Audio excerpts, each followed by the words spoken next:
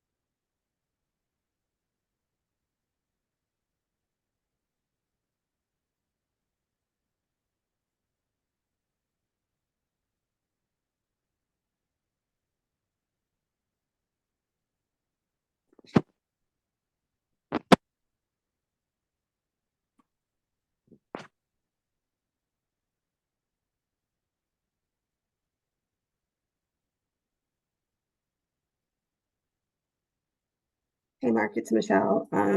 We have four members right now. We need one more and then we can start. Righto. Thank you, Michael.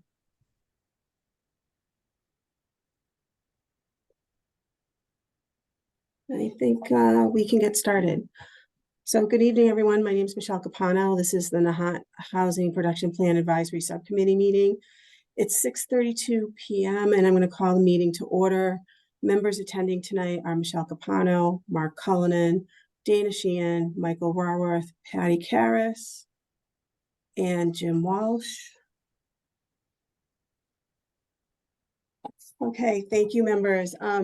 Tonight, we just have a few items on the agenda. First, approval of some meeting minutes. Then I'm going to go through a housing committee update, just bring the committee up to speed over some activities over the last 2 weeks regarding the draft housing production plan, and then some time available for a citizens forum, and then we'll adjourn. Before we get started, let's see if there's anybody else that's joined.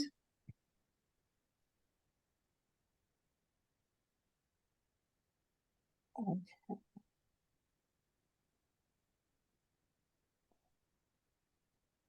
Just trying to see if there's any other members of the committee.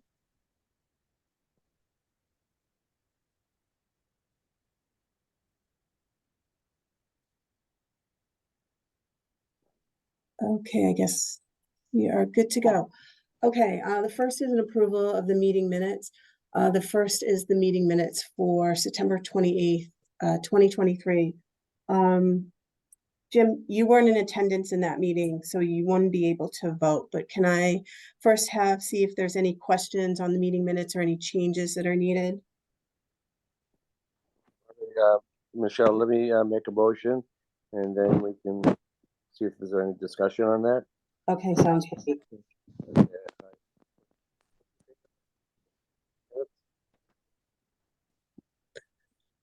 So Mark made a motion on the meeting to approve the meeting minutes. Is there a second for on the meeting minutes?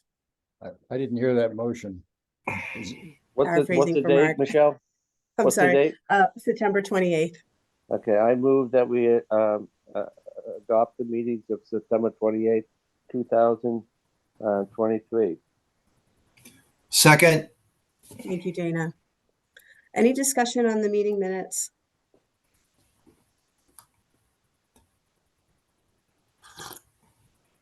Okay, if there's no discussion, I'm just going to go through a roll call vote. Mark? Aye. Dana? Aye. Michael? Aye. Patty? Patty, you're on mute if you need to come back to Patty. Jim? Jim is not voting, remember? Oh, yeah, that's right. Jim's not voting. Apologize. So, Patty, I need to hear a voice vote.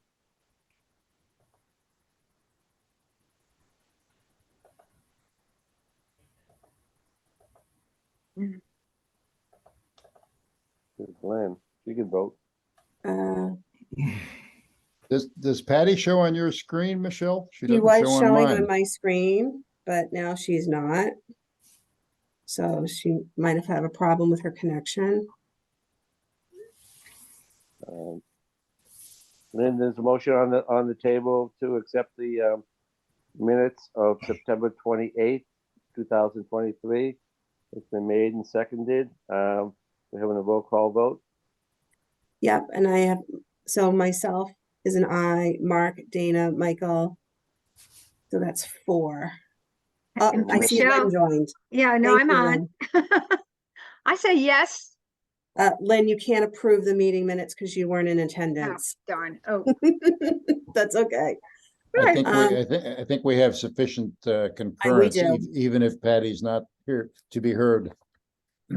All right. I am here to be heard, everybody. Oh, there I'm you sorry. go, Patty. Thank you. I have car issues trying to Zoom in the car, but yes, I am here. I approve both minutes. Well, we're doing the September 28th meeting minutes, so thank you. Okay, so we're going to move on. The next set of meeting minutes is for October 15th, 2023. Is there a motion to approve the meeting minutes from October 15th, 2023? So moved. Thank you, Mark. And is there a second? I'll second it. Dana, second for meeting minutes. Yep. Any discussion on the meeting minutes? Any changes, questions?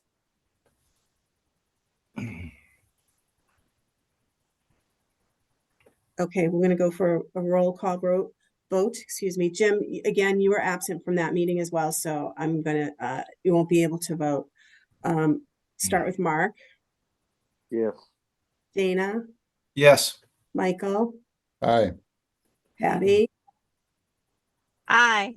Lynn, Yes. and Michelle is a yes. Okay, great. Thank you, everyone. The meeting minutes are approved. So the next thing to talk about is a housing committee update. So I'm going to start off with some opening comments, and I welcome the committee to offer their feedback as well and any questions.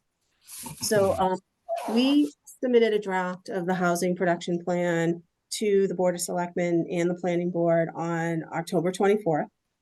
And then during that time, we received questions from several stakeholders regarding the draft plan. We took some time to respond back to those stakeholders. And then shortly before the meeting that was scheduled to vote to approve, we also received feedback from the public. And that became more apparent to us that the public still had questions. They wanted to offer comments. And so we decided that it made best sense to take a step aside and pause the process so we could look at more closely the feedback that was provided, do some additional review with MAPC, and then look to see how we can improve and enhance the draft housing production plan. The questions were very thoughtful. The feedback was important. There were some great pieces that were provided to us. And so what we have been doing over the last 2 weeks, myself and Tony with MAPC has been going through the plan. We've been meeting with different stakeholders to talk about their feedback and what they've provided and really try to answer their concerns so we can make some amendments or revisions to the draft plan, bring it back to the committee so the committee can review those changes, approve it, and then we'll reschedule the meeting with the Board of Selectmen and the Planning Board. Okay. Some of the things that can be anticipated that we'll see changes in the plan will be some updates to the executive summary. One of the recommendations was to speak more and bring forward about local preference. We know it, we've been talking about local preference as an important tool to use for affordable housing. But it's, you know, it's buried in the document, and we want to bring that forward because some people will just look at the executive summary and hopefully that gives them everything they need. If they want further detail, they can go back into the plan. So that was an important piece of feedback that we definitely took away from there.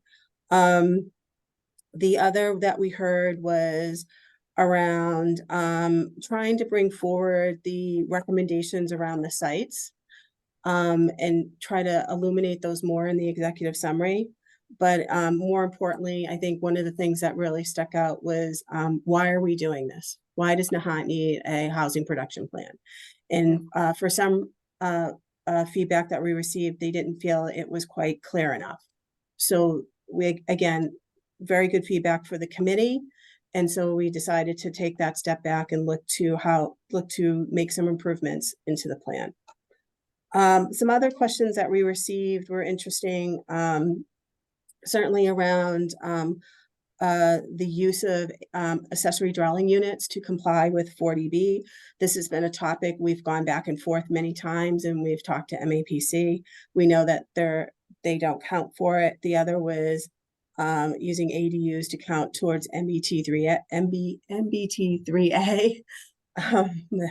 And again, those can apply as well. And these have been discussions this committee has had over the last 11, almost 12 months since we've been working on this project. Some other items we also talked about were looking to ensure that the recommendation around the Coast Guard housing, while we made the strategy to stand on its own, we made a decision to fold that in together with strategy number 4 around town-owned land. There was some very good feedback around why are we considering it an individual property, which we didn't do specifically on the others and the strategies. So we took a step back and kind of re-looked at how the plan has been organized. And we'll be folding that into the strategy number 4. So instead of having 5 strategies, we're going to actually have the 4. And so that's going to help normalize some of the ideas that this committee has been talking about and then has been in discussions about. Also, we've had great feedback from members of the public in our meetings. Tonight is an example of, we've got, many people on tonight of the community who are very interested in this topic, very vested in it. So we appreciate, their attendance and listening to the discussion. So I'm going to stop there, see if Mark, and I know Tony's on tonight as well, to see if there's any other feedback that you wanted to contribute over, given that we've been meeting over the last couple of weeks with MAPC to talk about these things. Well, Tony, why don't you jump in here, Tony? I wasn't in those meetings. I did have a discussion with Michelle and you about them, but seeing that you were there, Tony, maybe you can highlight some of the types of things Michelle has outlined. Yeah. I think Michelle did a good job of outlining a lot of the comments that we received. We received a lot more. That's a summary. I mean, we got a ton of comments and a ton of feedback, which is great. The unfortunate piece of it is it all came within, 48 hours of the planned vote for the joint meeting of the planning board and the selectmen, but that's okay. I thought the selectmen and the planning board, as well as the subcommittee, responded appropriately to that feedback and said, hey, if the residents want more time to review this, let's give them more time. And a lot of the comments and feedback we got, in my opinion, it's almost like the group, the committee, and myself, I've been on all these calls too. We've been doing it for over a year now, and it's that fresh look at the plan that someone new reading the plan kind of picked up on things that we wouldn't have seen. And so it was good, it was helpful, and it gives us the opportunity to refine the plan so that that impression, is more in line with the communication and the conversation that's been had through all the public forums and the public meetings. So I'm really glad with the feedback we got. I think, especially with the holidays coming up, it's going to be important that folks stay engaged and stay paying attention to this and read it as much as you can and send emails in as much as you can to give us that feedback, because we do want to make progress on getting this back in front of the planning board and the board of selectmen to vote on it. So hopefully folks will continue to take the time to give us that valuable feedback. Coast Guard housing obviously is a big topic that we've heard. It probably dominated a lot of the feedback that we got, and I think that the plan is written in a way to be a little bit more broader about affordable housing being a consideration in a very, should the town be in a position to potentially look at that. And what I heard from the committee in a lot of those conversations regarding the Coast Guard housing was very much like, if the town hasn't met its safe harbor goals, and if the town has made itself whole on, by selling lots, and it's financially made itself whole, and there's still property left over, then the town could revisit the idea and look at it similar to what was previously approved in 2008, 2009, which featured a more of a condo style townhouse, little to middle type living with some 80% median income affordable housing.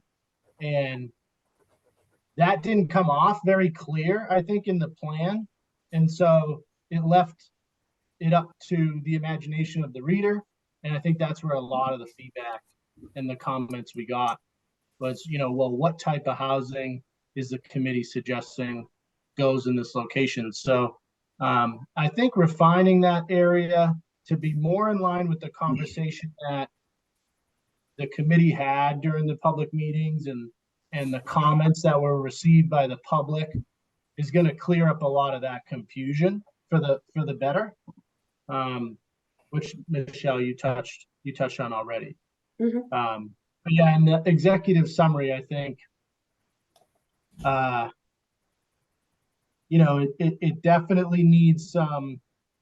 You want to keep it brief, but it needs to be expanded a bit on why we're doing this, what we hope to get through out of it. Reintroducing the demographics a bit about, 40% of the town would be eligible for affordable housing. I think that should be the number one bolded sentence in the executive summary. And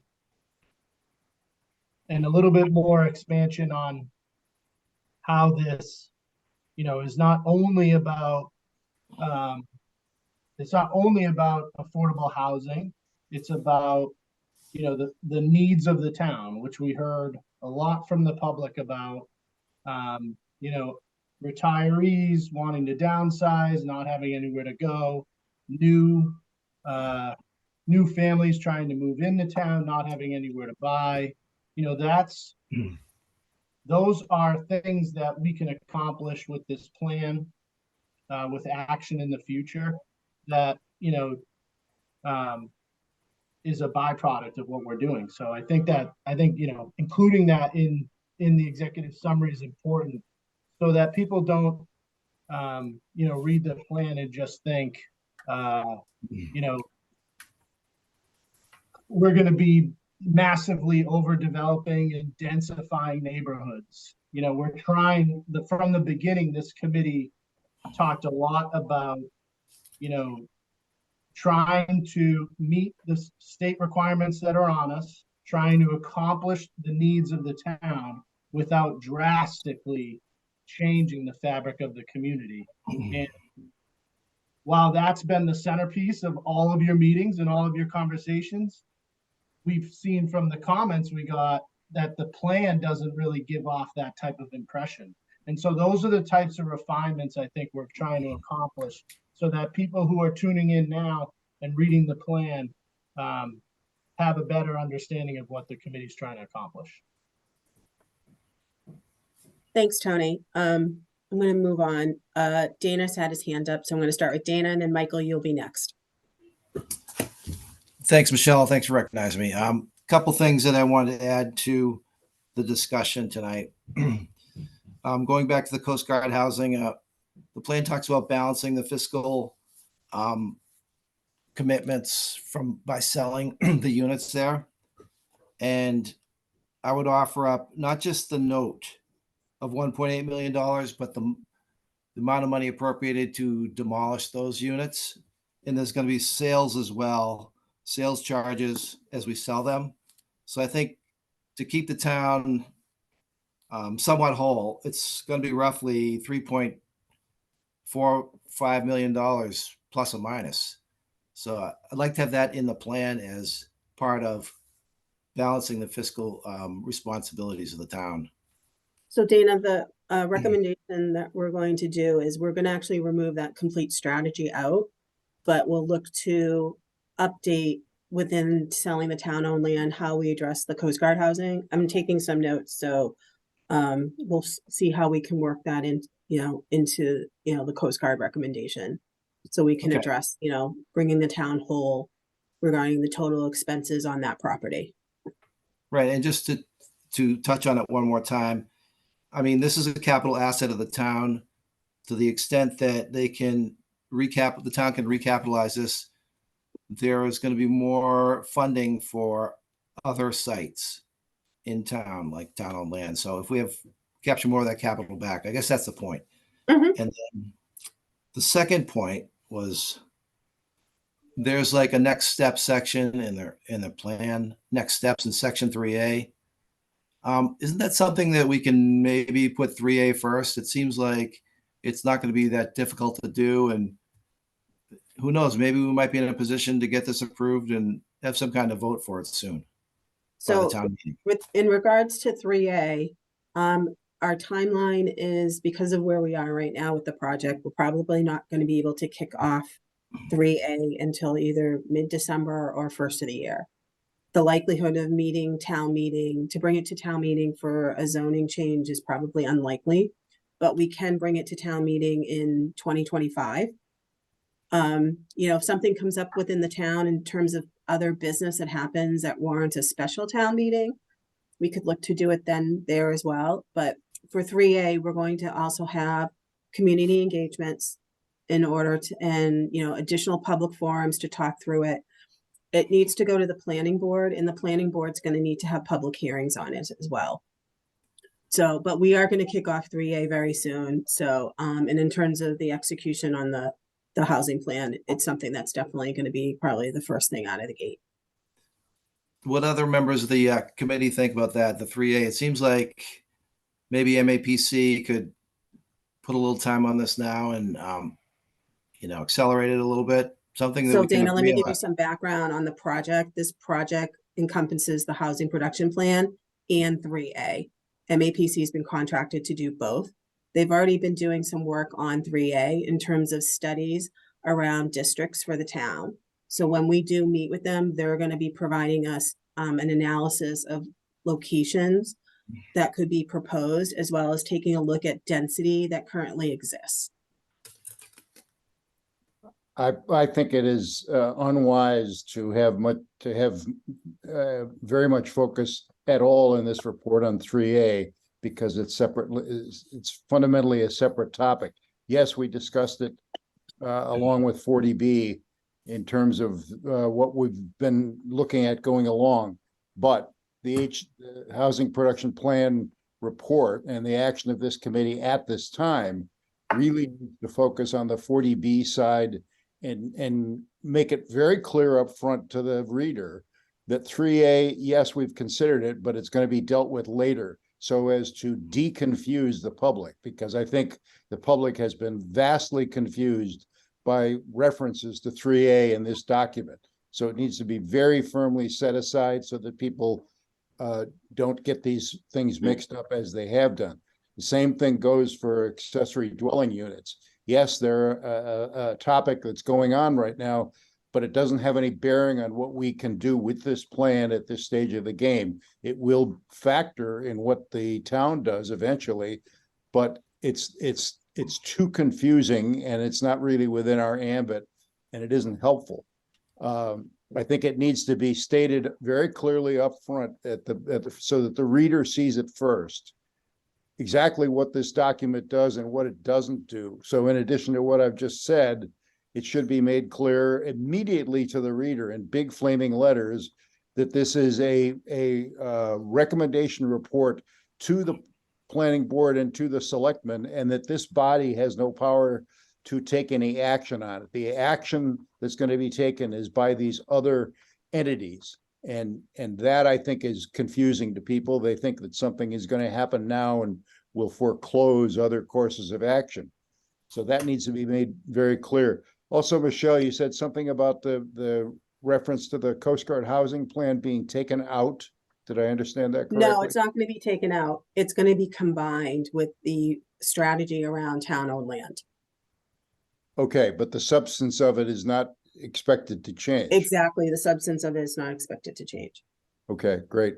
I just think that unfortunately, we've suffered from the habits of our consultant, because they're so accustomed to writing these reports for digestion by the state authorities, and everybody there speaks the same language, but the town voters are not familiar with the language, And I mean, there's very many concepts that have confused the bejesus out of people, as we've seen from a number of comments. And I think it very much demands to have this thing made clearer and less complicated, made clear that 3A is to be addressed later and is not really part of the what this plan is doing, and that for example, ADUs are not part of what we're in a position to recommend. So, Michael, I'm just gonna add a little bit to this. The important thing to note is for both the, ADUs is a recommendation in our plan. It's not a recommendation to achieve 40B compliance. It can't be used for 40B compliance. It can be used as a tool to help increase housing opportunities for residents. Someone wants to add an ADU on their property and claim some income from it. It's an opportunity. Parent wants to create an ADU and move into the ADU so a son or a daughter and their family can move into the larger house. That's an opportunity. It's creating housing opportunities. 3A is the same thing. It's hoping to create increased density in locations where there normally wasn't one, or allow multifamily homes to be built by right. And by doing so, it creates housing opportunities to allow people to live in the community. Again, they're instruments and tools for the town or for any community, in fact, but they don't comply.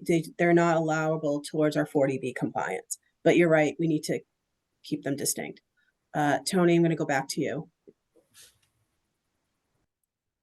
The other comment that we got that I found interesting, or questions we got,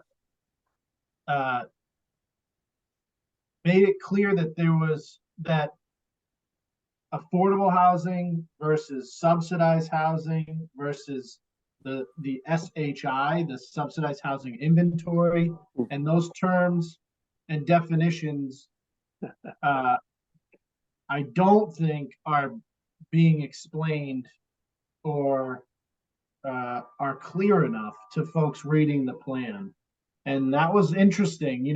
Again, back to what I was saying earlier, is the committee's been in this, for over 8 months, 9 months now.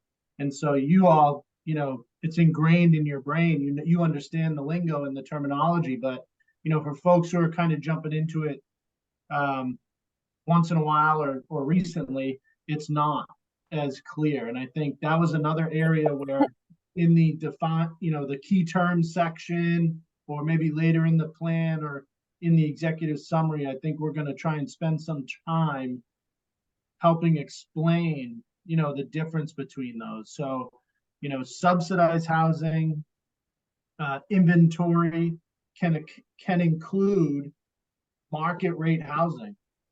It can include affordable housing. It can include subsidized housing. It doesn't mean that all housing that the town potentially builds to comply with 40B is going to be affordable or is going to be Section 8 style subsidized housing. It can be, if you had, for example, if you had a 10-unit building and it was all rental property, and 25% of the units were at a affordable rate, meaning 80%, 60%, 40% the median income. Even though only 25% of them are affordable, the entire property would count towards our SHI. So all 10 units would count. So now you're building some market rate and some affordable. They all meet the SHI, the subsidized housing inventory, even though they're not all subsidized. So I thought that was an interesting repetitive question or comment that we got in the feedback that, I think we would have probably glossed over if we didn't hear it. So I was happy to hear it. And I think we're going to spend some time trying to help explain or clarify that too.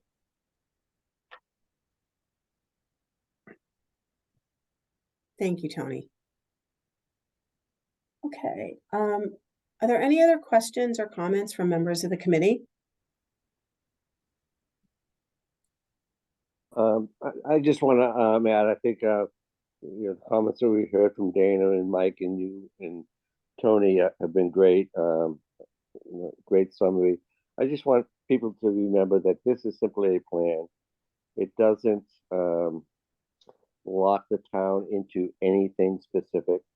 Any action resulting from this plan would probably not simply mean a vote of the Board of Selectmen or the Planning Board.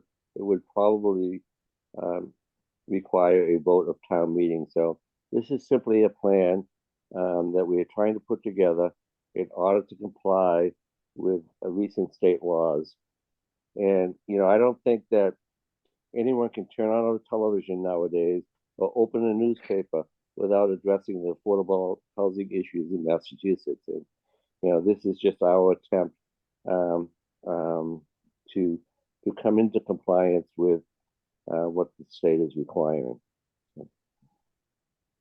Can I add something? Yes, Jim.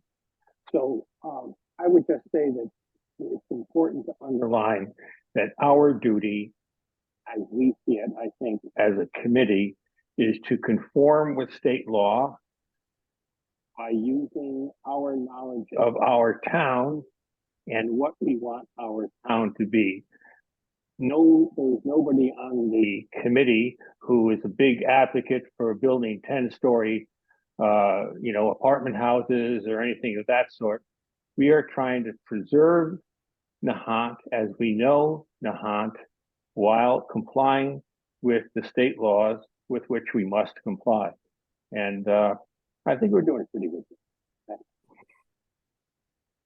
Thank you, Jim. Lynn, I see your hand is up. Yes, thank you, Michelle. I appreciate being acknowledged. I will simply reinforce what the previous speakers have said, but speaking as the chairman of community preservation in Nahant, which is has part of its mandate advocacy for affordable housing. I think the efforts of the committee and our consultants have been tuned to meeting the state requirements while understanding the context and character of our community. And yes, there's always things that can be improved. They can be better explained, they can be amplified. But with a mandate that we gave our consultants and this committee, I think we are coming into the final stretch. So thank you. Thanks, Lynn.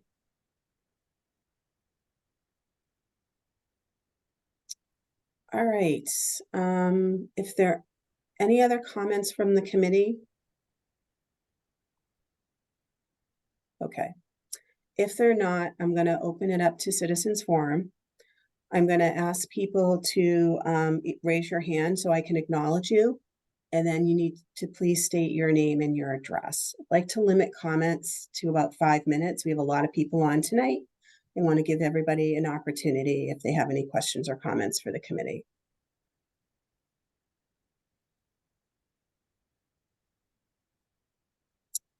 George, I see that your hand is raised, so if you can just unmute yourself and state your name and address.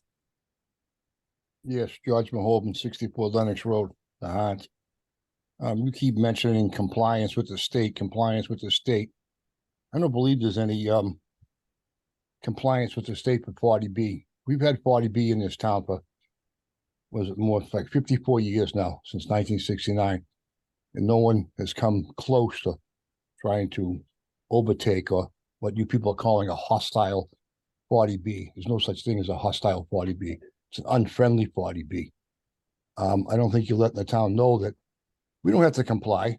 There's over, 370 some odd cities and communities in this town, in this city, in the state, I'm sorry. And only 73 of them have complied to the 40B. So I don't understand the rush for all this is one question. And then the second question is about your allowing these accessory dwelling buildings and people like myself. You're telling me that my house is on a 3,000 square foot lot.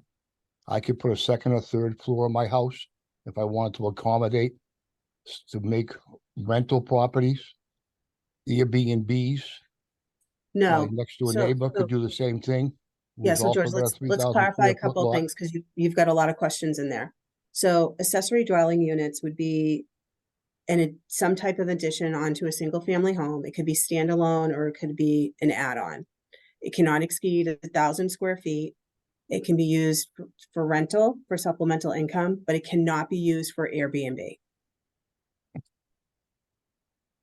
Now, the second part was around, I think this plan, you've got too much stuff packed in on all this stuff that, to me, just doesn't make any sense in this town.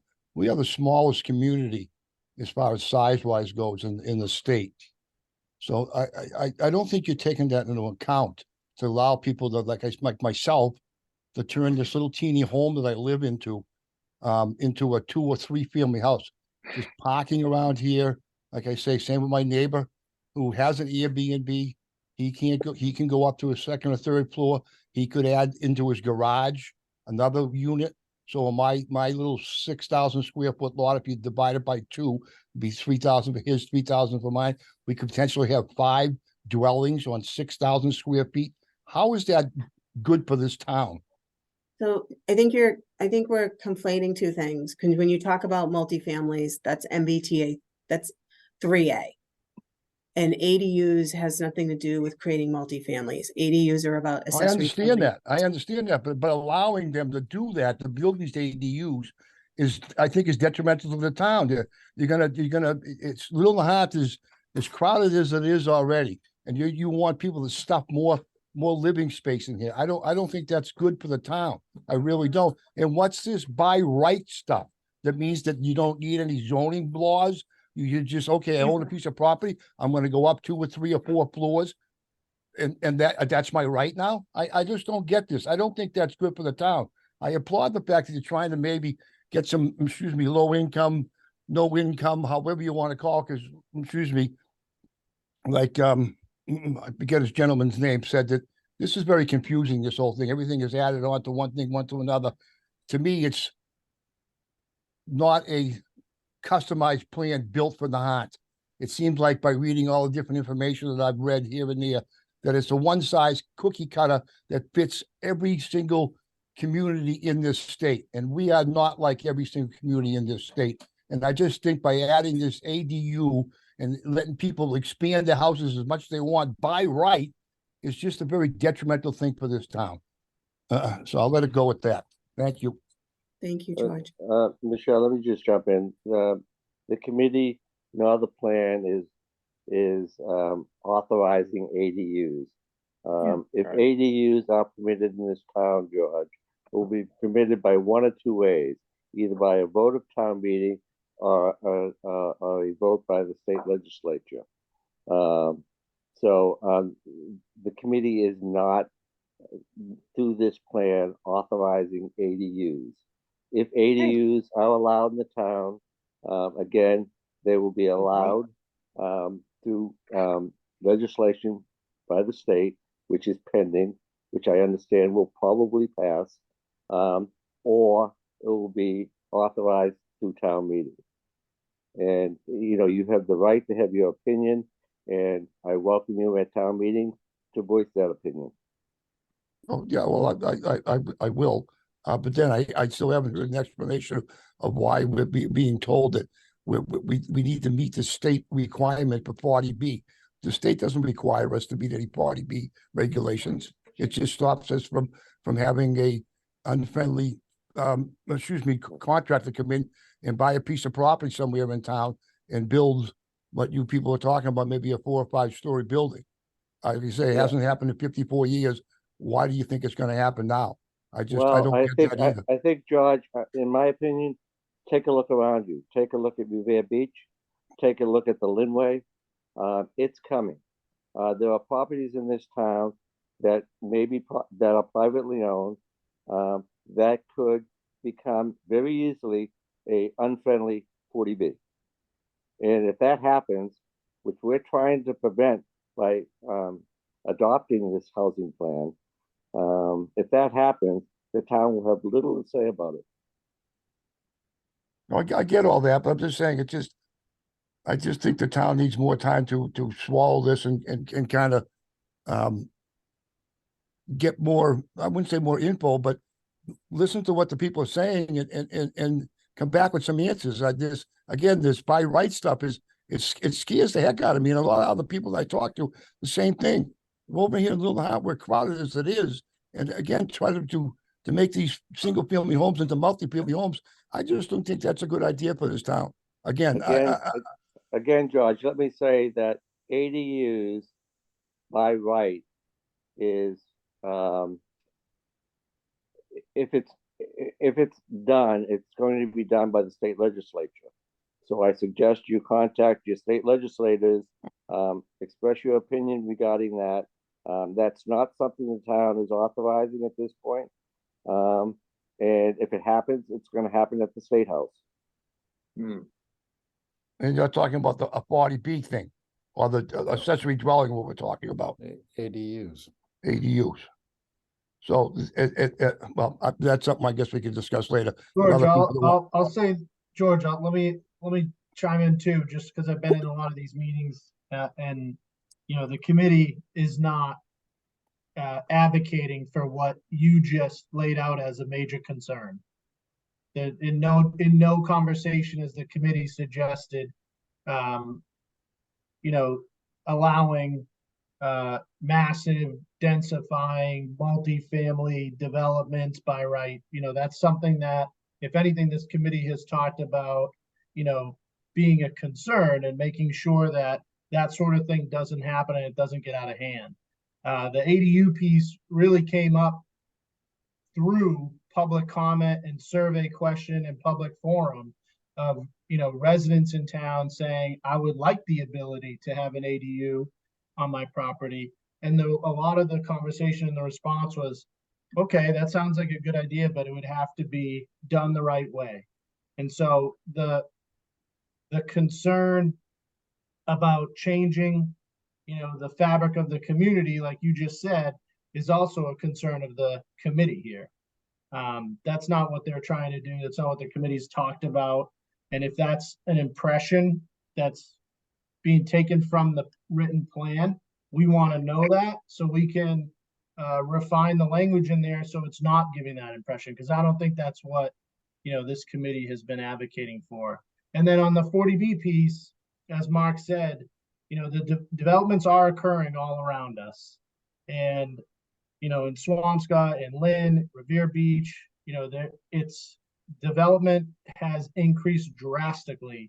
And the state is currently supporting development as much as they possibly can because the housing market lacks supply and rates of living are through the roof. And so there's a lot of pressure in favor of development. And so what this committee's approach has been is that, like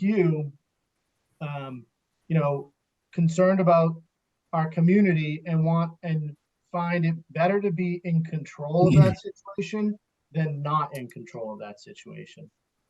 So by doing an HPP, by producing a housing production plan, and if it gets approved by the state, achieving certain goals over the coming years gives us that protection, temporary safe harbor from potential unfriendly developments. And as you know, there's been developments proposed in the town of Nahant for many, many years, all over the town of Nahant. And, we just don't want to be caught in a situation where they have the ability to surpass all our zoning and we can't do anything about it. Not saying that somebody's been knocking on the door. We haven't had any developers knock on our door or show interest at all. And so we're not trying to put up this fake urgent threat of sorts, but it's something that could happen, and you want to be prepared for it. You don't want to be caught shorthanded. So that's that. I think everybody on the committee shares your concern about major changes to the town, and that's actually why we're going through this process. I can understand what you just said about the 40B, but I cannot understand this ADUs and by right stuff. It just goes against everything that I believe in. And it just like I said, a lot of people don't believe in this. To me, it's going to overburden the town. You talk about about the Northeastern and all the all the excesses on the town's infrastructure and so on and so forth. So by adding all these ADUs and stuff, to me, is accomplishing the same thing. I just don't think it's a good fit for this town to let someone, especially in my area here, say, okay, yeah, go ahead, put 2 stories on your house. It won't fit. It just overcrowds everything. It's so that's, to me, if you could take that out of there, I would be very happy, and a lot of other people that I talk to would be happy too about Well, that. Or make it more there's, more defined, so we as a town will have maybe a vote on this. I just don't think that's right. I really Yeah, don't. And like I say, not there just are- me, but other people. there are ADU situations that nobody would like, and there are ADU situations that many people would like. And that would be that, defining that and determining that would be another phase. Whether it's included in the plan or not, does not allow ADUs to occur if the plan's accepted. It's just, it's bringing it up because it was something that we heard a lot about, the committee heard a lot about from residents. So there's a good way to do it, there's a bad way to do it, that'll come later. Okay, thank you. All right, let's move on. Jim, I think you had your hand raised. I just wanted to say to George that I think every member of this committee shares his concern. Every single one of them. And we're trying to take them into account. And we're doing the best we can, and we're on your side. Thank you. Okay, is there anybody else that has a member of the public with a question or comment? You can just raise your hand and then state your name and your address.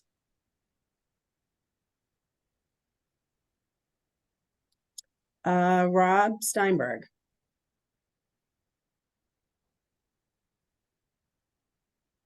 Thank you, Michelle, for recognizing me. I am speaking as a citizen, not speaking for the planning board itself, but I am chairman of the planning board. I live at 33 Willow Road. A few comments. The first comment is on the racial diversity or racism accusations in the document. I think those should be taken out. There, at one point in the document, they say that there's a low non-white population due to racial discriminatory practices. There may have been some in the town, but that has nothing to do with it's not the dominant reason that we have a low non-white population. I know somebody brought up there are 70 deeds that say no Jews, no blacks can buy this property. The reason there's, quarter or an eighth of percent Jewish population versus 40% in Swampscott or more has nothing to do with those deed restrictions, which have probably been unenforceable for 30 years at least, or not been enforced for that time period.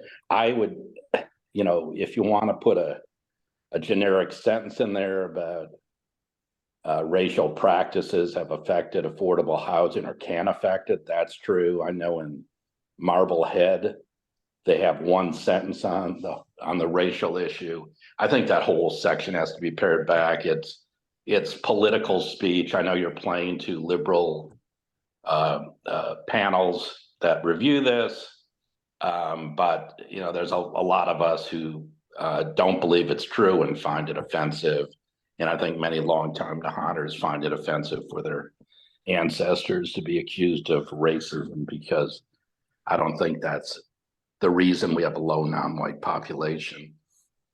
On Coast Guard housing, I think it's problematic. The town spoke on that issue. If we were to, we're governed by the town votes as an elected official. I implement what the town citizens have voted. I don't have discretion to come up with a plan. So when I heard we're not going to change the substance on Coast Guard housing, I find there's a lot wrong in that. When we say we can sell 3 lots and be fine when the amount outstanding exceeds 3 million doesn't make any sense at all. And the fact that the town can change its mind, that's fine. But as long as we have a vote of the town saying, you know, XYZ as an elected official, I've got to follow XYZ, and I can't promote a plan that undermines what the town voters wanted. On Coast Guard housing, my preference is to leave it out of the opportunity sites and caveat our opportunity sites that more will be considered, and that might include site A, site B, site C, site D. The Coast Guard housing is only one that has direct economic impact. I believe that there will be a chilling of velocity and value of properties. These property sales, I know people have said no, that, you know, everything sells in Nahant, and I just don't think that's true. This is a difficult climate. We've got a hill to climb to sell lots and get the 3.4 or whatever it is million to recover, and doing something that chills that is not great. I think Tony's proposal is a good one. I don't know if it's his proposal or he's speaking of a proposal of another person, but I think that we do need to change the substance of that. And I am more in favor, at a minimum, going in the direction that Tony, I won't say espoused, but what he said about it, regardless of where that idea came from. I think that's the right approach and not the approach taken in the document. And finally, in terms of making the editorial changes, I don't think there's a lot in this document that needs to be changed. I think it just needs to be edited to be a less political document. Again, on the racial, more along the lines of what's in the Marblehead document, as opposed to, you know, paragraphs about racism. And then on the Coast Guard housing, if a majority deem it that we should keep it in, we need to do it in a way where it undermines the town vote the least. And I think Tony's approach, the approach espoused by Tony, was a good one. At the same time, it kind of opens up a can of worms. So if you say we're going to go back to having affordable housing on the guarded road portion, you know, the state may come back to us and say, well, why don't you have a town vote to change it? And I'm not sure we can get a town vote that would say, you know, we want the affordable housing and not to stick with the original plan. So I'm a little bit concerned of us sticking our neck out. So those are my comments. Thank you, Rob. Jim, I see your hand is up again. So I would just like to respond to the racial element.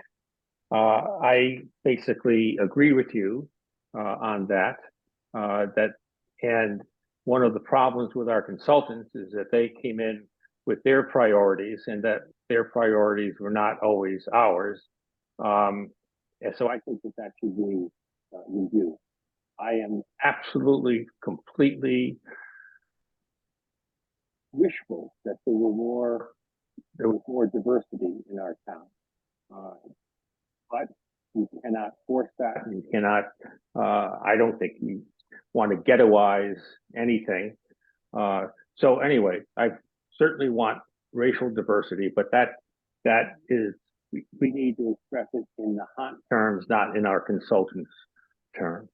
Yeah, I would encourage us to have a member of the community. You've got some very intelligent, good writers on that committee who could write it without this, you know, kind of bias that you see from the consultant, which also would save money. And I have no problem with espousing a view of we want more racial diversity and we want more affordable housing. But, you know, I don't understand trying to figure out what racial practices had what effect. That's beyond the scope of what we're doing. It's just boilerplate anyway. So I think, you know, we can espouse that we're for more affordable housing. We're for racial diversity.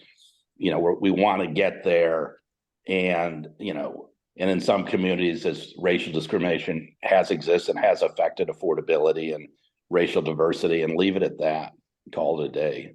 And let's get on to what we're doing now, not what happened 50 years ago or 100 years ago.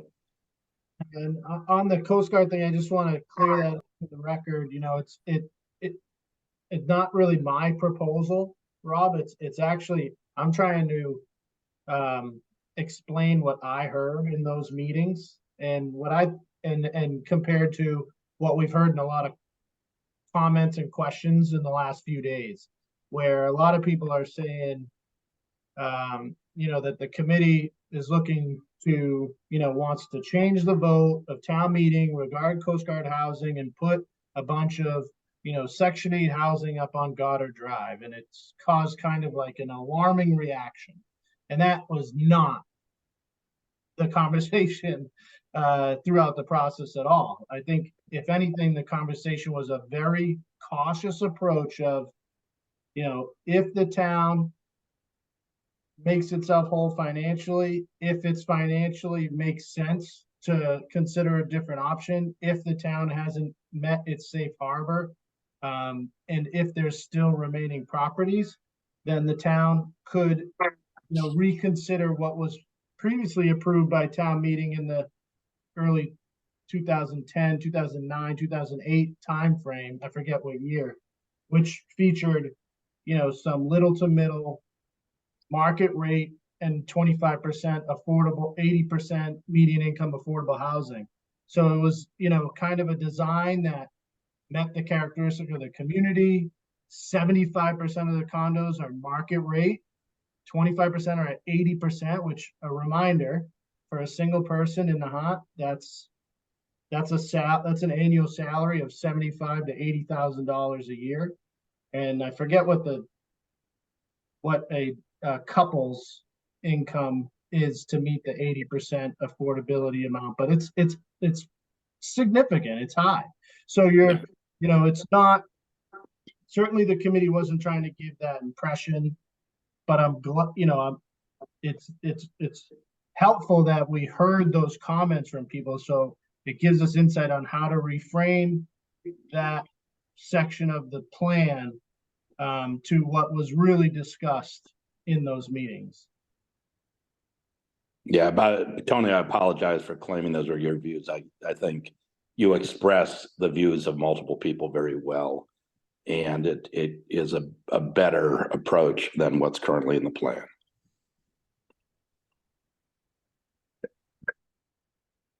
Thank you, Rob. Thank you, Tony. Is there any further questions or comments from members of the public? If there are, raise your hand and please state your name and address. I'm not sure I'm on or not. I unmuted. Am I on? You're Yes. on, Jody. Okay, Jody Grawl, 65A Bass Point Road. I have a language question and I also have a recommendation. With regard to the language question on page 87 of the plan, and I'm reading, so I apologize for that, but supporting the people of Nahant is the purpose of this plan. I'm leaving page 87, and basically throughout the plan, there's a mention with regard to discussion of affordable housing of Nahant residents, including firefighters, police, teachers, town hall employees, and employees of businesses in Nahant. Returning again back to page 87, it says data and information shared by Nahant residents show that Nahanters struggle to afford housing. An estimated 645 households, representing 40% of households in Nahant, are eligible for affordable housing, and there are only 48 affordable housing units in town. On page 91, similar quote, about 40% of Nahant households are eligible for affordable housing, and about 38% struggle to afford housing costs and are considered cost burdened. And then finally on page 44, the reason for less affordable housing in Nahant is certainly related to the unique development constraints and limited land. Nonetheless, there is still a great need for more affordable housing, as 40% of households in Nahant are income eligible. I also believe that the town administrator said, use this figure of roughly 40% of Nahant residents are eligible for affordable housing. My question is that really accurate? My understanding of somebody who is eligible for affordable housing is not as simple as how much income you have. That I've gone to the website for Nahant Housing Authority, and the step one is you file a state CHAMP application. They'll take that information and then they'll add you to the list. They'll contact you, and it's a fairly long process. So Jody, just before you keep going there, the Nahant Housing Authority is different from affordable housing in general. Well, that's the 48 SHIs that are in the report. Right, that's the only housing that we have that qualifies towards SHI currently are the units through the Nahant Housing Authority. So it's a different process. That's a different type of housing. It does qualify as affordable housing, but what we're talking about in this plan encompasses beyond that. As I was saying earlier, a 80% median income affordable housing unit is unlikely to be featured in the Nahant Housing Authority or any housing authority, but it does count as affordable housing. All right. Well, let me ask the question. Is it true that if the income requirements are met that are contained in the plan, and I think, as you said, $75,000 for a single individual or one-person household, that criterion alone would qualify them for affordable housing? Mhm. I believe so. I can, if that's unclear, and because I can't answer it 100%, that's something that we can get a firm response from the MAPC. Yeah. So that it's clearly written in the plan. But I think the answer is yes, it's just your income. The reason I ask that is if a senior living in a $750,000 home sells their home, puts the money in the bank, has no income from that, and the only income is from Social Security, they would be eligible for affordable housing if their income is less than the 75,000? That makes no sense.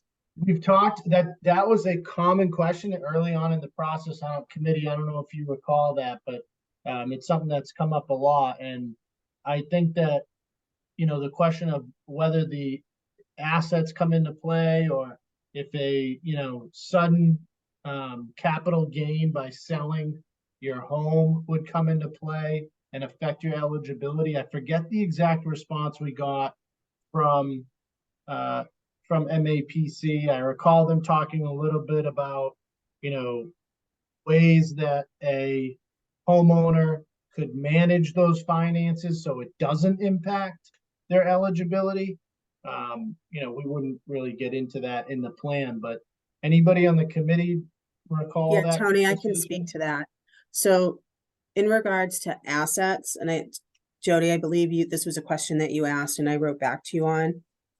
If you are purchasing an affordable housing unit and you meet the income requirement, you can have no more than $75,000 as an individual. If it's a couple, I believe the assets can go up as high as $275,000. However, if you're renting a subsidized unit, there is no asset requirement.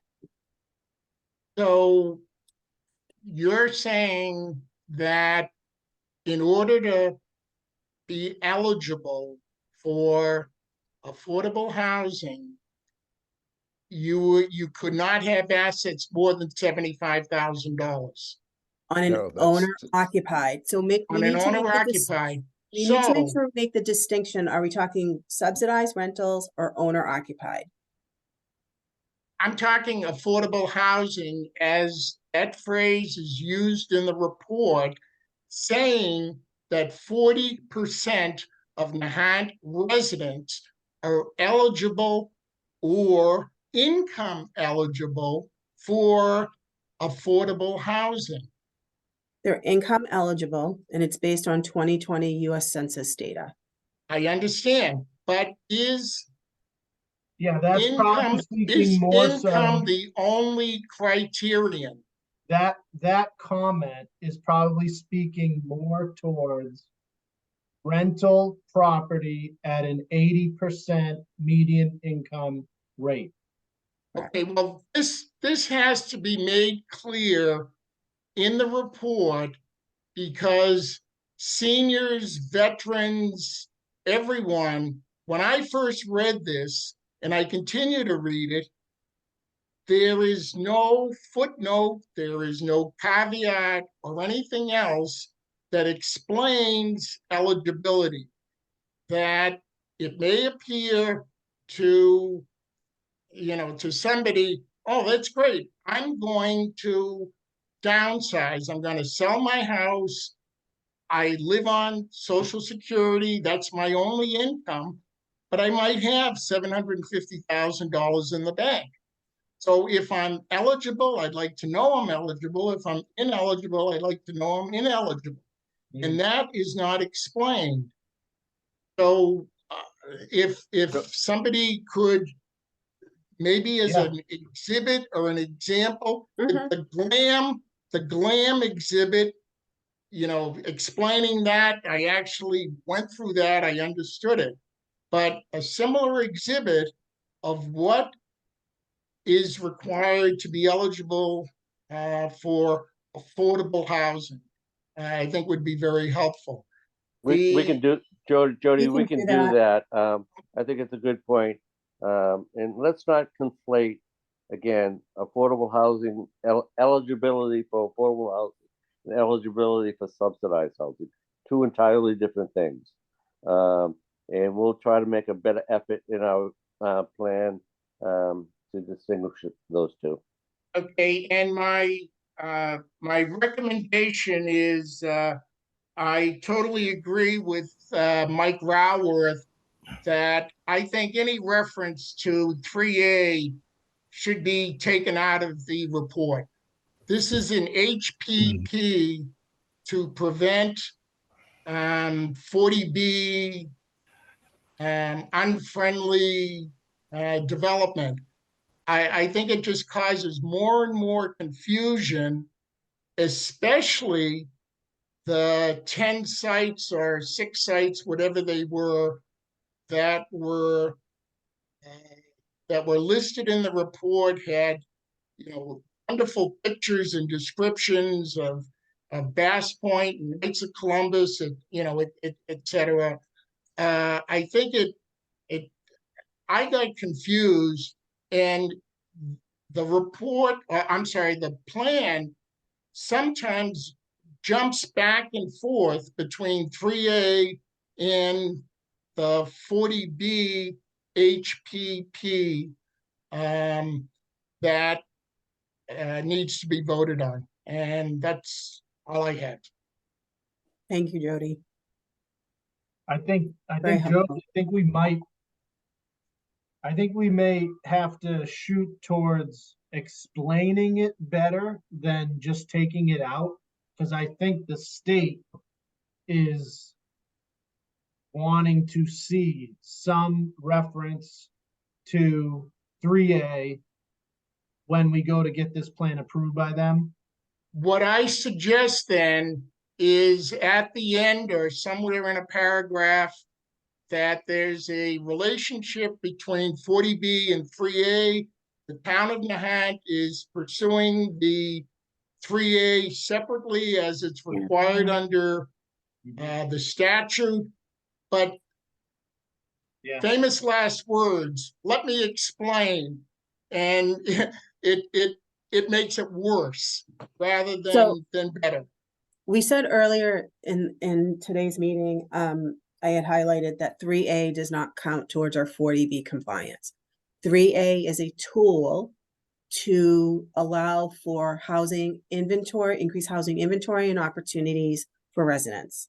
I understand that, and one thing before I in the guidelines with regard to 3A, I think this is important. It says Section 3A does not include any express requirement or authorization for an MBTA community to require affordable units in a multifamily housing project that is allowed as of right.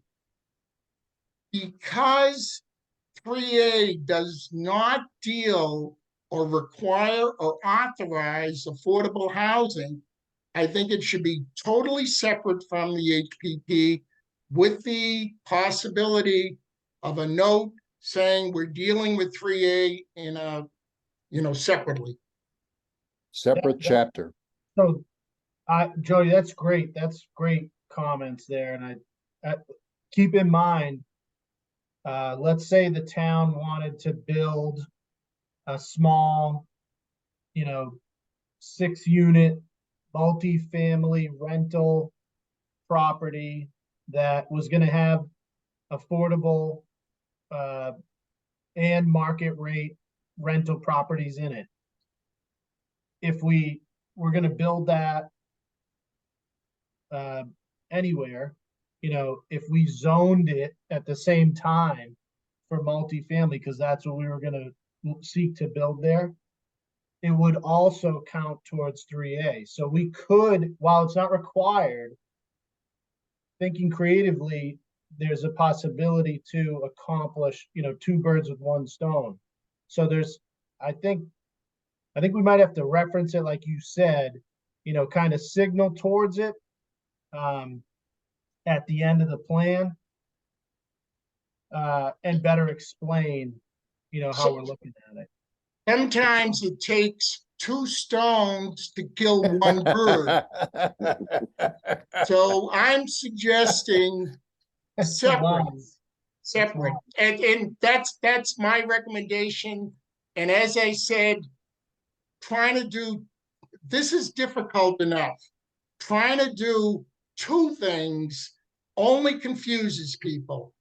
If the plan that gets submitted says this is to prevent an unfriendly 40B development, it's much easier to explain than, oh yeah, and oh, by the way, it'll help with the 3A and the MBTA and ADU, the dwelling units, etc. So I'll leave it at that. I recommend that you remove all references except maybe, we're dealing with 3A separately, so the state can see that. Thank you. Thank you, Jody. Okay, I see a Peter with his hands up. If you could state your full name and address. Yeah, Pete Barber, 22 Emerald Road. I did send a list of questions, which Michelle did answer, but I'm kind of looking for more specifics. My first question that I had asked was, what was the criteria that your committee used to select these houses? And you referred to, I'm sorry, these properties, the 9 properties that you list. And you essentially attached a jam board, which showed feasibility and impact. I'm looking for more of a kind of a definition, like, did you pick places because it was 200,000 square feet or more and you could put more units there? Did you pick things, what was the criteria for selecting these pieces of property? And then a follow-up to that was, were there other sites did you talk about other sites? And you did. However, why were those sites, I guess, deselected?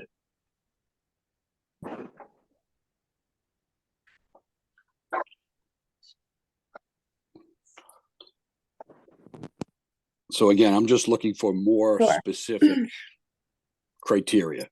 So the Jamboard session that we had with MAPC was facilitated by them. We took the town map. We met, I specifically remember this because we met in the basement of Town Hall with the town administrator. We looked at that town map very closely and identified first all of the town-owned land, because that's basically the low-hanging fruit to try to optimize meeting the 40B requirement. So any site pretty much could be considered. Obviously, we had not done MAPC had not done the analysis around I'll say feasibility, but it was more about like looking at like the land and the criteria with wetlands and all that kind of stuff. So that took out some pieces. So for example, the dump was an opportunity site that we talked about, which could be a very good opportunity site. However, obviously location is one issue, but then after more discussion on it with upcoming work with the sewer project, it didn't make sense to consider that going forward, because that site's going to evolve over time. I'm trying to think of specific examples, in terms of the other locations that we looked at. Those are some type of business or service use. So for example, Bayside, we don't know whether the Bayside will remain the Bayside.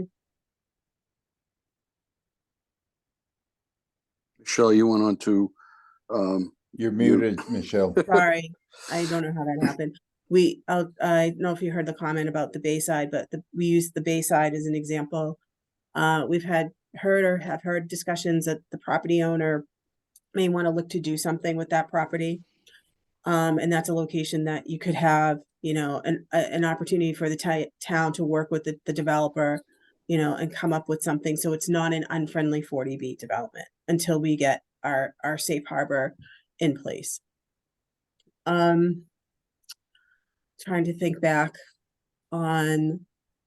But I mean, I guess didn't- again, specifically, there was no, there wasn't set any science criteria behind any of this. It was really based on, the knowledge of the committee and the town administrator looking at the map of the town and saying, okay, what sites do we think have the best opportunity, taking town-owned land first, and then looking at certain locations that we know could be developed, and they're not going to stay as they are, going into the future.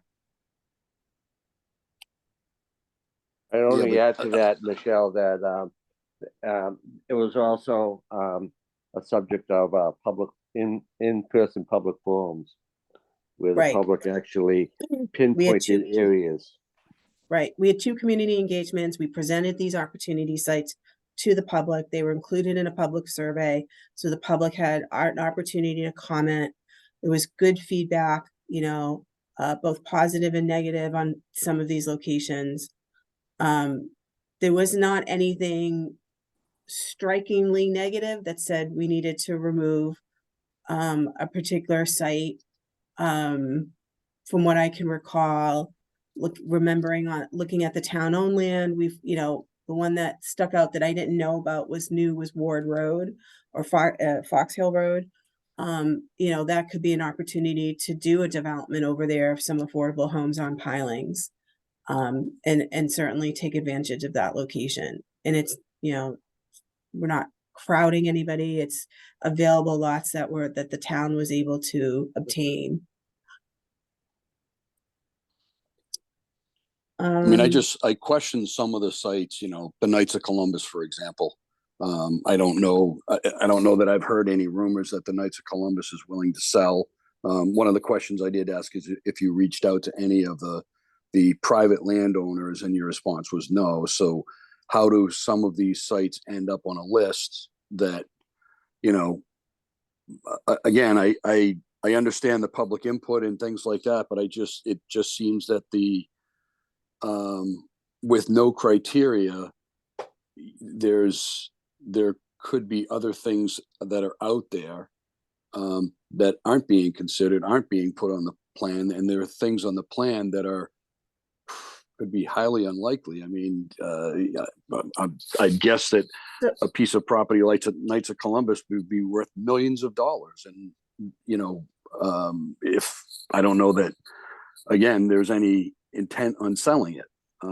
There are other properties, I mean, and I'm gonna throw this out there, not to, just because it's out there, but there's Northeastern. They're the second largest landowner in town. I mean, that wasn't even, I don't know, maybe that was discussed, maybe it wasn't. But I'm just, again, I'm disappointed that there wasn't a specific criteria.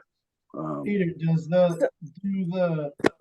the locations, which the potential opportunity sites, does the plan give the impression that the committee is recommending that the town aggressively pursue those private properties for housing development?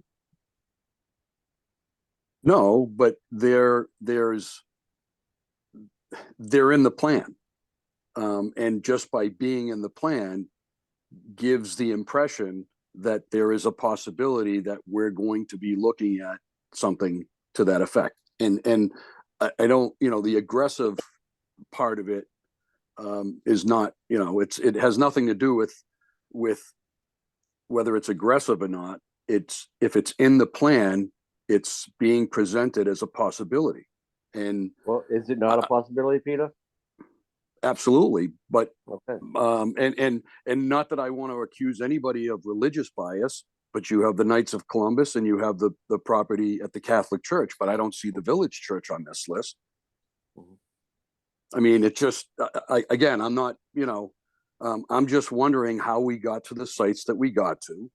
Well, you mentioned Northeastern. We did look at zoning, and as you well know, Northeastern is zoned as a natural resources area, and you won't find any of the opportunity sites in a natural resource area. So that was one of the criteria we looked at. A second criteria, obviously, was wetlands, because the development in wetlands would be very difficult for affordable housing. So that was another criteria we looked at. The other criteria, as Michelle said, was publicly owned properties, because, as she said, that's low-hanging fruit. And if there are areas that could be opportunities, if they're owned by the public, then they should be included. The other criteria was looking at larger commercial spaces that could potentially become sites for affordable housing, whether friendly or unfriendly. And they include Fast Point Apartments, they include the Bayside, they include the Knights of Columbus, they include the Country Club.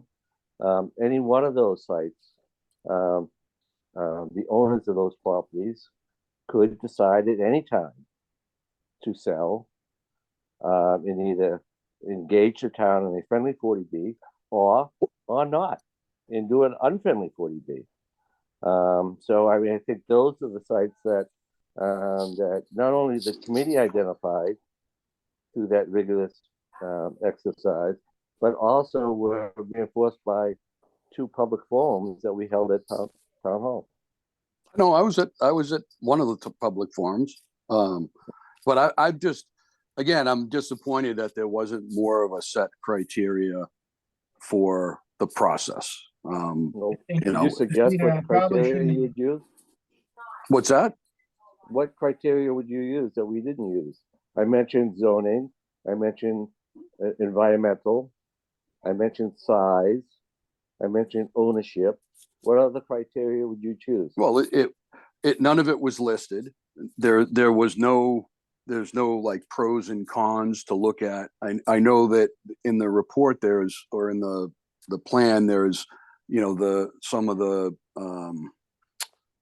things that make it difficult to do whatever on whichever pieces of property. Each site was weighted amongst the criteria, whether it's wetlands, whether it's zoning, whether it's publicly owned or privately owned. Each of those sites were considered and weighted accordingly. Okay. Yeah, and Peter, So, I Peter, what- probably shouldn't have used the word aggressively. I'm honestly asking you what the impression it gives so that we can understand that, because we want to make sure that people are comfortable with the plan. You know, the private properties listed on this plan are not exclusive. It's not exclusive by any means. Any private property could consider, if they're zoned appropriately, to, you know, redevelop into a affordable housing type project.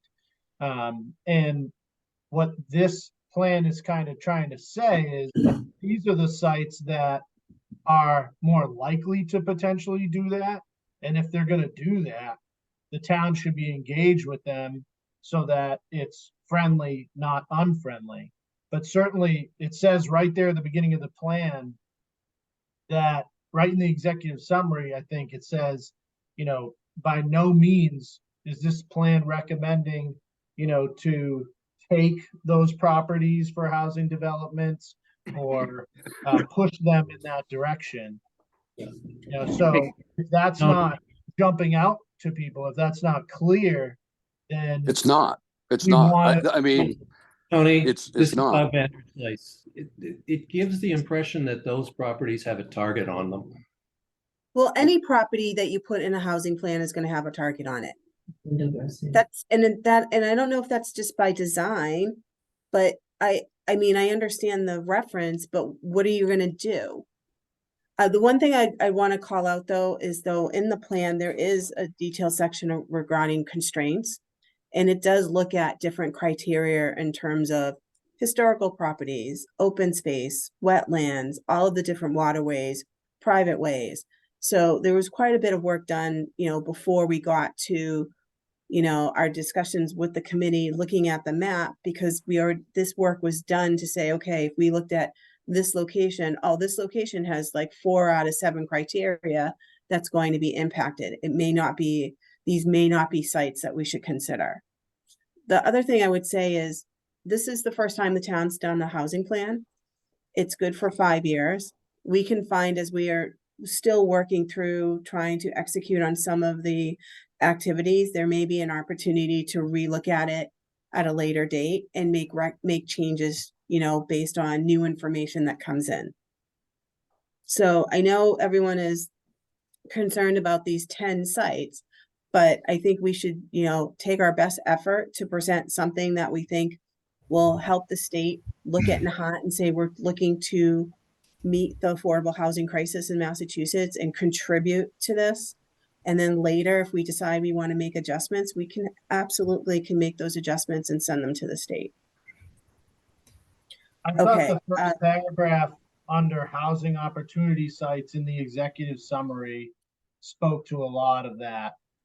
And if it isn't strong enough and it needs to be stronger, then I'd like to know that or hear that from Peter and Bob, and if they have suggested changes to that paragraph or ways to, you know, make it clear, then like to hear that. I'd like to know that because, you know, again, we've been in this and talking about it and writing it, you know, for a long time. So we might just have those blinders on, you know, but it says in there, like to me, I'm reading it right now. It says, you know, this does not suggest that privately owned sites be acquired by the town or that publicly owned sites will inevitably be developed. The town can use zoning and the comprehensive permitting process to encourage development on privately owned sites, but these decisions are entirely up to the private property owners. So I thought, you know, I thought we put that language in there to make it very clear that, you know, this plan isn't recommending that those properties be redeveloped. It's identifying them as potentially like sites that could potentially be developed. And should they be interested in going that way, the town should work collaboratively with them. But in no way, you know, I thought it was clear in here that this plan was being clear, saying we're not forcing that to occur.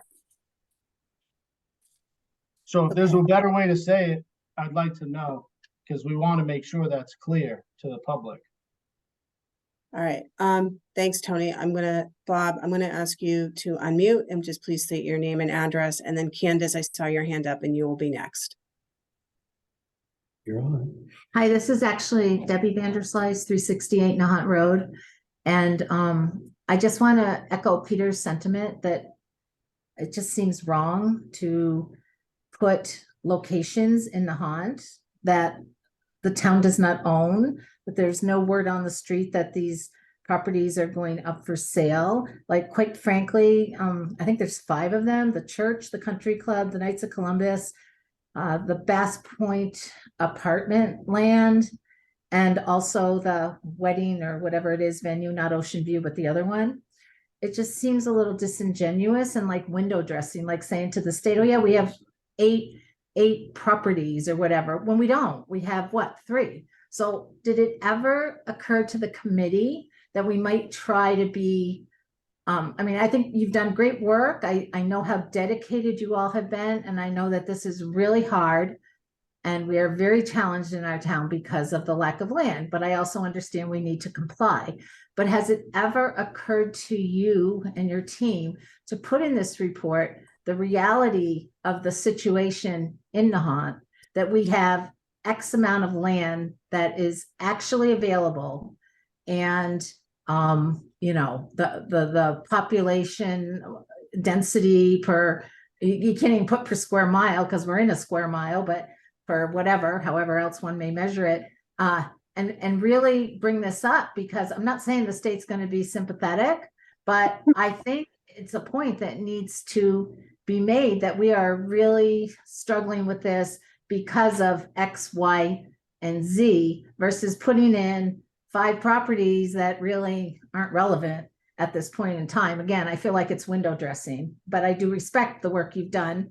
And I just wonder if a little honesty in the report along these lines might get us, you know, more time or more leniency or just the truth, and will help the government understand our situation. Thank you. Thanks, Debbie. I think what we can do though is try to put some additional clarification in the plan why private property was considered along with town-owned land. And probably try to strengthen, you know, the reasoning behind looking at private property. And it should also be noted that private property does not have to be offered for sale in order to be part of what happens. We do have eminent domain power in this town, and we used it at Northeastern. So that is a possibility that has to be included. I don't think that Well, should be.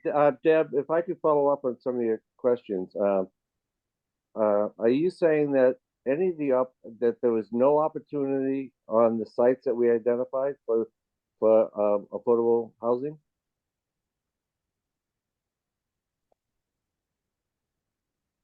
I'm sorry, can you repeat the question?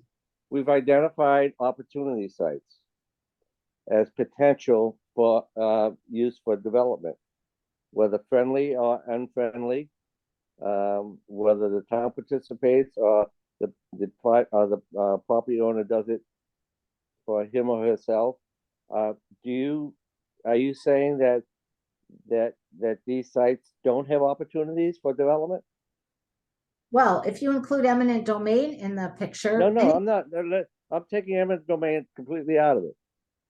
Do I think they don't have If the Knights potential? of Columbus Yes. decides, if the Knights of Columbus decides to sell the property to a developer for affordable housing, is that not an opportunity? If Bass Point Yes, but Apartments, it's a hypothetical, it's a total it's not hypothetical. hypothetical. people It's made happening up. all across. It's happening all across Massachusetts. It's not hypothetical at all, Deborah. Okay, so have you approached the Knights of Columbus to get clarity on the situation? Because if you haven't, then I would say it's extrapolation without fact, and it seems a little misleading. And I think we need to be honest to the people of Nahant about expectations and options. We're calling these opportunity sites. Are you not saying that Bass Point Apartments, for example, if the owners of Bass Point Apartments decided we're out of the rental business, we don't want to deal with this anymore, we're going to develop a 40B development here that's similar to what you see on Revere Beach. That's not an opportunity? At this point in time, it is not an opportunity. You could Of say course that about it's an opportunity. It's an opportunity for the owner to do that. Of you course could it say is. that about any parcel of land in Nahant. Any parcel of land, you could make that Yes, same. but we didn't. We used criteria in identifying these parcels. And we didn't take single family homes. We didn't take properties that were zoned for natural resources. We didn't look at properties that were in wetlands. We looked at large scale properties that have the potential for development, either that were privately owned or publicly owned. That's what we looked at. Mark, let me try and help a little bit with this too. So Deborah, a couple of comments you made about things that should be in the plan. The plan has that information written throughout it. It talks a lot about, and I will give MAPC a lot of credit in the fact that they are they've made it a priority that the plan speaks to the uniqueness of Nahant, and that it's 1 square mile, and that it's already very dense, and that a lot of the challenges that we have here that other communities don't have, they've been a strong advocate for us on those points, and it's within the plan in multiple spots. So if you aren't seeing it, or if there are areas where you think it should be added or changed, please send us an email with page numbers and let us know, because from our perspective, we need to understand better why you're having that impression. Because from our point of view, it's in the plan repeatedly. And then on the other piece of it, of what you're talking about with the sites, the town, it's a standard process of developing a housing production plan to start with a needs assessment and where you are in relation to the requirements. The next step of that process is to identify sites that could potentially serve as opportunity locations for development. You connect those dots with how far away you are from the requirements and what needs you receive from public input.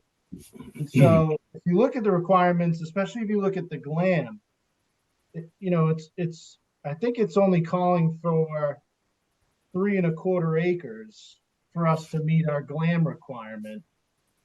You know, so obviously not all of those sites are going to be developed. It's possible that you're going to have small pieces here and there. It's possible that you'll have none of it. It's just, it's the way that a housing production plan, looks at a community is, here's the public land that could be developed, and here's the privately owned land that could be developed. And the town should be engaged in all of these opportunities to help them meet their needs and their requirement. It's not saying, kick the Knights of Columbus out of town and stick all your, needs on that property. It's not suggesting that. And if that's the impression it's giving, we want to know that, right? We want to make sure that it's not giving that impression, because that's not the intent of the plan. Well, I feel like it gives the impression that all of these locations are viable. And I see it Viable, differently. they may be viable. Some may be more viable than others. Obviously, public property would require town meeting, private property would not. And if those private properties were to consider developing, we would want to be at the table with them. We'd want to be having those discussions with them. The word opportunity implies the possibility of doing it. It singles them out, and it gives the impression that there is a possibility here. As it should. As it should. That it is a possibility. It's not, we're not saying it's happening. We're not saying it's an imminent threat, and we're not saying the town should force it to occur.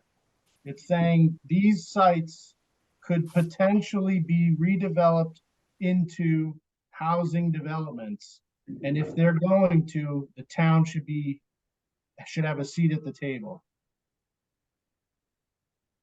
Okay, so if the state has to meet with you and go through all these properties and you address the ones that aren't on the market, or owned by the town, I mean, how does that look? How does that look?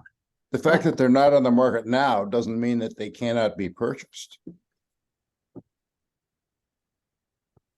Oh, I understand. Like I said, that holds true for any property in town. So, Well, it is true, but these are selected as ones that have characteristics such as parking lots that would make them more suitable than all the rest of the areas in town to be a site to be looked at for development.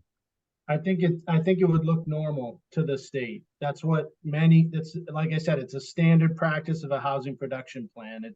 If you were to look at Lynn, for instance, Building 19 could have been on their housing production plan.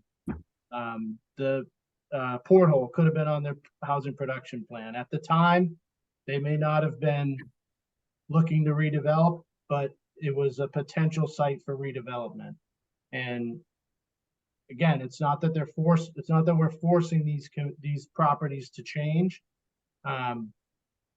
If ideally you accomplish these small goals that are identified in the plan, which provides you short-term safe harbor on your way to get permanent safe harbor.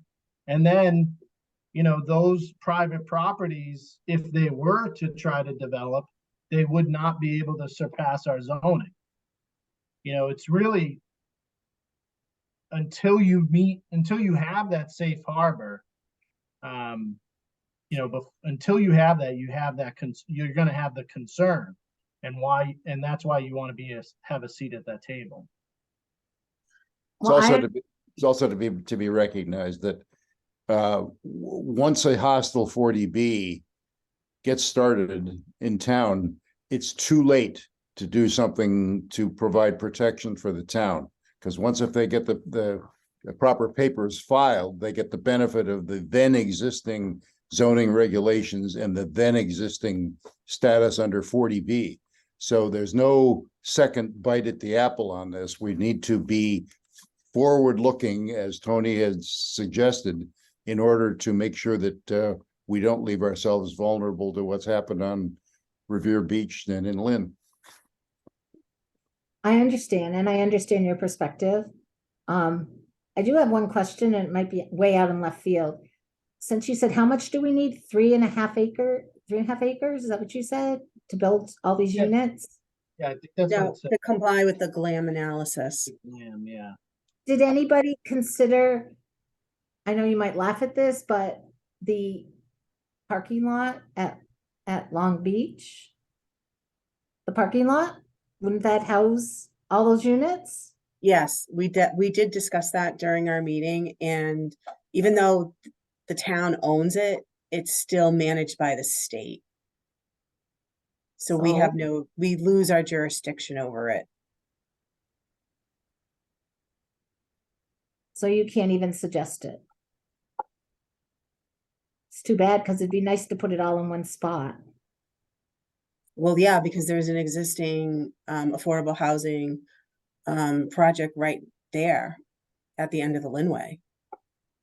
I will say, Deborah, that if we meet, if the only way we're gonna meet in the hunt, meet safe harbors is through our GLAM analysis. And if it's 3 or 3.5 acres, then our focus should be on those 3 or 3.5 acres. And that would get us out of the potential of a hostile 40B development. I'm sorry, Mark, on which spot? I didn't hear that. I don't know which spot, but I think we should be focusing on meeting our GLAM requirements. Because we're not going to meet the number. We're not going to meet the 10%. That's not going to happen.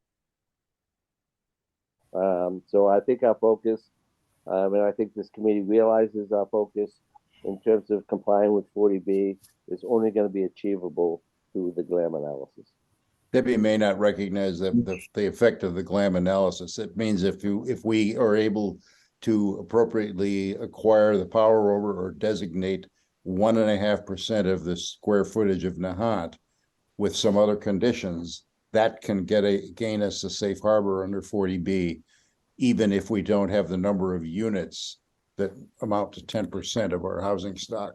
Yeah. And people talk about the uniqueness in Nahant.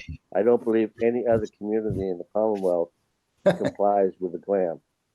And Nahant could be the first. Yeah, MAPC has been a strong advocate on that piece, even though no other town has met safe harbor through the GLAM. They've talked a lot about making that case to the state and how unique our community is, and I'm really advocating on our behalf to potentially be the first to do that. Okay, I'd like to move on actually, because we have other people that have been waiting patiently to provide a comment or a question. So next, thank you, Debbie and Bob. Next would be Candace Cahill. Candace, if you could just state your name and address, please. Thanks, Michelle. Candace Cahill, 20 Rollins Avenue. I have many questions, and you guys have done a great job with all the work that you've done. I know that there's been a lot behind the scenes that has. Can't hear you, Candace. Can you not hear me? You were just cutting out. Can you hear me okay now? Yes. Yes. Sorry, I think I put my hand over the speaker. So one of the questions, well, I have a couple, but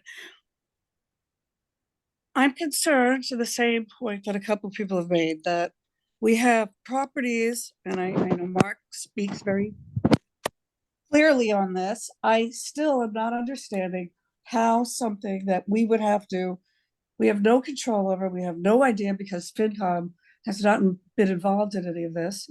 So how it's pie in the sky. We don't know that we would have to spend $10 million to be able to build on some of these lots that are not already owned. So how it could even be on a list, it makes no sense to me. Like, how would we say Nahant Country Club? Well, if we give them $5 billion, they might let us. Well, if I someday have enough money, I might buy Kevin DeWan's house. I mean, we really are just speculating on things. It's a dream list. We And do, it's the town would not have to buy those properties. they would not have to buy them? No, No. the owner of any private, I don't want to throw names out there, but any, I don't, cause Yeah. false speculation or anything, but the country club could decide to redevelop for housing on their own. The town, to work with those private property owners to build a friendly 40B would not require the town to purchase the property. Okay, so there would be no money that we would have to pay that would suddenly make that not something we should be even considering. We would never have to spend millions of dollars to purchase any of these. Right. No. So with that said, near and dear to my heart then is over here at the Coast Guard housing. And I know there's been a lot of discussions on that, but I have a concern that, again, we are not addressing. If something was put up on 3 lots and we're trying to get money, the most we can for those 12 lots, say we're only going to sell 9 now. If you hear that you're going to be having an affordable housing building built over there, wouldn't you say, well, forget it, instead of 400,000, I'll give you 150? Just kind of saying we're devaluing something that will be our income in perpetuity to the town, that the real estate from selling those properties. So I'm not quite understanding why Coast Guard housing is on there. Seems like a great opportunity to make money, not spend money. We spoke with some real estate agents. While there isn't any hard data that supports devaluing the property due to a potential housing development, there's definitely, qualitative experience of these real estate agents that they believe that there could be a negative impact on the value of the property, especially with the way the plan is currently written, where it's vaguely identifying affordable housing. Not to be confused or different from what the true conversation of the committee has been all along, has been more so along the lines of what was passed early in 2008 or 2009. And if the plan, that's not as much of a negative impact on the value of the properties. You're not going to lose a lot of potential buyers if the plan is identifying that area as a potential location for, little to middle townhouses at 75% market rate. 75% of them are at market rate, 25% of them are at 80% median income. That's not going to have as much of a negative impact. And that's what the committee's really been talking about. But the plan isn't clear about that currently. No. Right. No. So the committee's talked about making some adjustments to that language to clear that up. They haven't been talking about putting subsidized housing there. They've talked about putting housing there that would count towards our SHI, but only if the stars align. Again, not forcing it, but should the stars align and the opportunity presents itself, that the town have that discussion. Okay, thank you. I have one last quick question. Well, it might not be quick, but I hope it is. The compost area where the basketball courts are, and I'm sorry for anybody that lives over there for bringing it up, but I don't understand why that's not even on the list. If the town owns it, it's a nice size area there, just looking at it, and out of the way, like not going through a main area, an already highly traffic populated area. And if it's wetlands or something, well, I would think we could figure out ways to get around that and build it up. But I'm curious why it hasn't been addressed. I mean, I know you mentioned it a minute ago, but I don't know why it's not on the list. So we did talk about the dump. We did Mhm. talk about the basketball courts. We heard feedback, given that we just upgraded the basketball courts and it's been actively used over the last couple of years.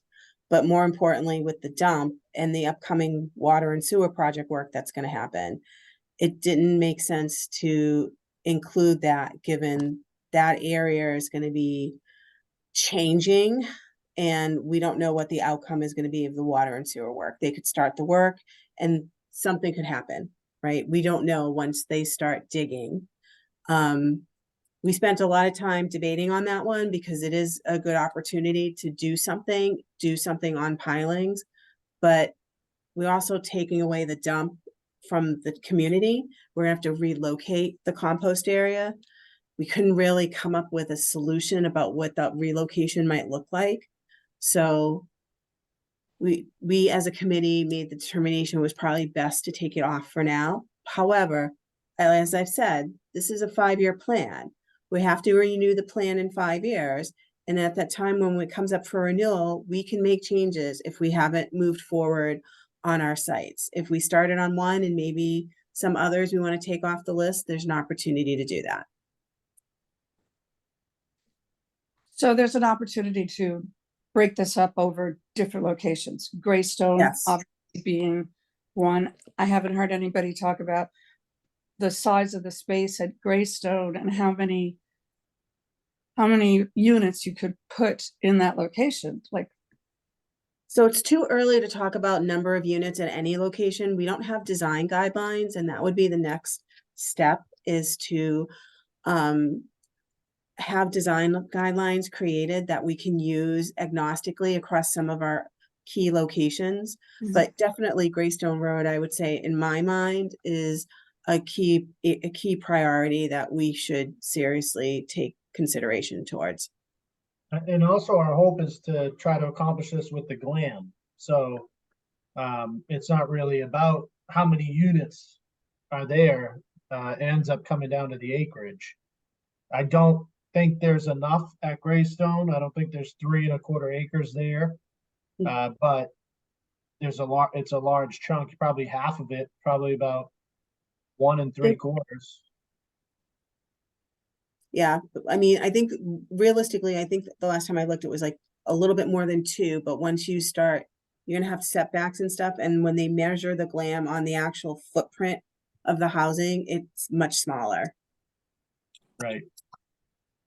All right. all right, thank you. Thank you, Candace. Okay, Dan, you've been waiting patiently. Thanks, Michelle. It's Dana. And you just picked up on something that I wanted to touch on again, which was what Mark Cullinan said, that to really get to this 40B, and if that's what this plan is to do, is to comply with 40B or get us most of the way there to safe harbor. Greystone Road, it seems, is a really expedient first step, and it seems as close to a consensus that I can tell. It seems to be not very controversial around town. So I just wanted to endorse that. The GLAM analysis and Greystone Road, the Nahant Housing Authority is right next door, and the housing authority is open to discussing adding units. I mean, this should be an emphasis of the plan, and maybe as we step through the edits, Michelle, that we can build up on that and make the plan, more feasible. And going back to what Deborah Vanderslice was saying, it's like some of these sites, are not. It's just like, it's realistic to say, all right, they're a development opportunity, but not in our lifetime. And, something more realistic like Greystone Road, and it'll improve the plan. So that's what I got to say. Thank you. Thank you, Dana. All right, I see Joe. Joe, if you can unmute yourself and state your first and last name and address, please.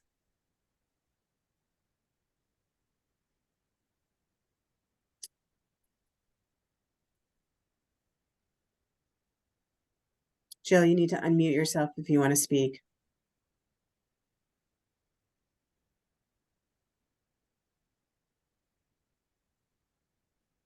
Okay, Maybe give the floor to somebody else in the meantime. yes. Jim, did you want to speak? Jim, you just need to unmute yourself. So I just, the discussion about the Knights of Columbus and the rectory, it seems to me that it's certainly possible that the Catholic Church could say, we might be able to help people who have trouble finding housing by developing a site that would be inclusive and to help people and not just be for our institutional profit. So I think both of those sites, if informed by good, generous Catholic theological thought, could be very much a possibility. I grew up a Catholic, love some of my priests still, and I think that would conform with the best qualities of the Catholic Church. Thank you. Jim, this is Dana. Can I just jump in on that? I mean, the Knights of Columbus is not connected directly to the Catholic Church. And also, the rectory itself, it's not going to add anything towards getting us to the GLAM analysis. So I think it's people, you can understand how people would not want to see that in the plan. But you're wrong on both of those, I think, Dana. At least I disagree with you. If the rectory were developed, that area were developed, it would count. It absolutely has to count. We're trying to comply with the GLAM analysis, so it would count. And yeah, how many acres? I know the Knights are not directly connected to the Catholic Church, but one could hope that they would be informed by Catholic ethics. Thanks. Well, I did speak to the two new priests that have come into St. Thomas, and they're not interested. So I just wanted to let you know. They want to keep the church going as a going concern, not subdivided. That's fine. That's good. That's good. That's good news. Okay, Joe, I finally see that you're unmuted, so if you want to just state your first and last name and address. Sure, thanks. Can you hear me? Yes. Great. Joe Marini, 24 Phillips Road. Just a quick question for Tony. Did you say a few moments ago that the reason for listing the private properties in the plan was that then provides a safe harbor from a hostile 40B? No, not if the housing production plan is approved, and we start to build housing, if we build a certain percentage in a given year, it'll provide us a certain amount of temporary safe harbor. Even though we're not meeting, even though we haven't accomplished the full 10% or our GLAM requirement, just having a housing production plan approved and starting to make progress could, if we meet certain thresholds, it could provide us temporary safe harbor. It doesn't matter whether it's public or private property, if it's friendly or unfriendly. It's just as you start to accomplish those goals, it provides you temporary safe harbor. So is the main reason for listing private properties that probably are not close to a sale, is it just to get state approval of the plan? It is part of the standard process of the development of an HPP. Remember, we've never produced a housing production plan before. MAPC has produced a number of them for a number of Essex County communities. And so we're really taking their guidance and leadership on this. But it's a standard practice in municipal housing production plans to list private property as well as public property. Again, it doesn't mean that you're trying to force development in those areas. You're just identifying potential locations for housing. And did the consultant tell you that is the state a real stickler on these plans? Have they turned down plans in the past, or is it more of a rubber stamp? The impression that MAPC has gotten, and I think we've received as well through just what you hear on the news every day, is that this administration and the new housing executive office, I forget, they have a new name now. It used to be It's the Department- Executive Office of Livable Communities. Executive Office of Livable Communities. So this administration is making housing a priority. And so MAPC has gotten signals that it's not gonna be a rubber stamp situation. You're gonna have to signal a lot of important things in the plan to get their approval. And that's why, and not all those things are gonna line up perfectly with what Nahant's preferences are. But we may, need to include them in the plan to get that approval. And so, yeah, I guess to answer your question, I don't think it's gonna be a rubber stamp scenario. Okay. And I know you indicated earlier that, if we sat down at a table with a developer, it wouldn't be any money out of our pockets. But two of the members of the committee indicated that eminent domain is not off the table. And in those cases, the town would have to fork up significant monies to purchase the properties, correct? In those That depends cases, on so that would depend on what the property is, but it also depends if we can get state funding to reimburse for that taking. And that can happen as well. State so sometimes reimburses on eminent domain. No, they'll reimburse in terms of you're preparing to do an affordable housing project and whether it was eminent domain or not, and we acquired the property, we could have an opportunity there. It just depends on, you have to look at so many different factors around these projects. They're all different. It's just like, buying a house. Every real estate deal has a different set of criteria. It would be the same way with any development that could happen. so while those are facts and that's all true, eminent domain has not been a topic of discussion or a desire by this committee since we've been doing this process. Correct. It was Repeatedly, mentioned twice tonight.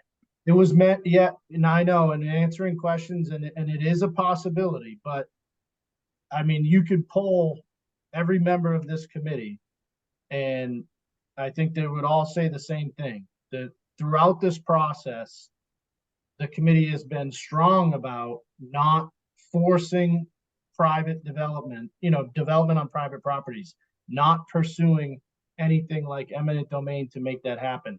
I mean, we only need 3¼ acres, and we've identified public property in the plan that could accomplish that. So, I know it's come up. I really don't want that to be the impression, because that's not the way the committee's discussed it. If anyone else on the committee wants to speak up to that, that's not the impression I've got from you in all these meetings. I would agree with you, Tony, that it is not the intention of this committee or this plan to pursue eminent domain. And if eminent domain was ever pursued, it does require a 2/3 vote of town meeting. So I think it's unlikely. Okay, just one last question. I think it was George, the first resident who spoke up, but I would kind of echo that. Are we a little bit too nervous about 40B? I mean, it has been around, as he said, 54 years. The state's only at 20% compliance. I know what's gone up in Revere and Lynn, but those were welcomed, by both cities. I mean, that's this long range planning. They wanted those types of developments. I just can't believe after 54 years, a developer would come into Nahant, especially after the Northeastern situation. We've kind of got a reputation as being a little bit litigious. Do you really think I don't know, maybe we're just pouring a little bit too much into this at this point? I know it's a state requirement to have a plan, or is it a state requirement to have this plan? It just seems unlikely after 54 years that this is that big a priority. Well, I'll just mention that you know, do I think it's a potential? Yes, Joe, I do definitely think it's a potential. There could be any private property owner that just says, I'm sick of renting, I'm sick of running a business here, and I'm just gonna sell to a developer, and the developer is gonna, given the demand on affordable housing, in this, state today, would jump on that opportunity. Look at Swampscott, just last week, a developer went in, and is proposing a development in Swampscott. It seems to be a friendly one, but he's certainly invoking 40B to get through the zoning requirements to make that development happen. So do I think it's a reality? Absolutely, I think it's a reality. There was an unfriendly 40B proposal occurring in Swampscott last year as well. And essentially the only way the town prevented it was they went to town meeting and authorized funds, and they purchased the property from the property owner, so that they wouldn't sell it to the developer. That was their only way to stop it. And it's not a requirement to have a housing production plan. You can build affordable housing and meet your 40B requirements without having a plan. But by having the plan, it makes you eligible for a lot of grant programs that'll help you with the cost of development. And it'll also provide you that temporary safe harbor as you make slow progress towards your requirement. So it's not necessary to have a plan, but it's obviously beneficial to have one. There are some advantages. Yeah. Yeah. I thought I had gone through my questions, but one more. Switching gears, I think you folks refer to it as 3A, right? That seems a big requirement for a small town like us that just has one bus route. I mean, there isn't an appeals process. I mean, we don't have a subway station, or, I mean, I don't even know how often the bus is used, but I mean, that seems like a big requirement for really a small use of MBTA services. Has that been discussed among you guys? So Tony, correct me if I'm wrong, but didn't we go through an appeals process that changed our status?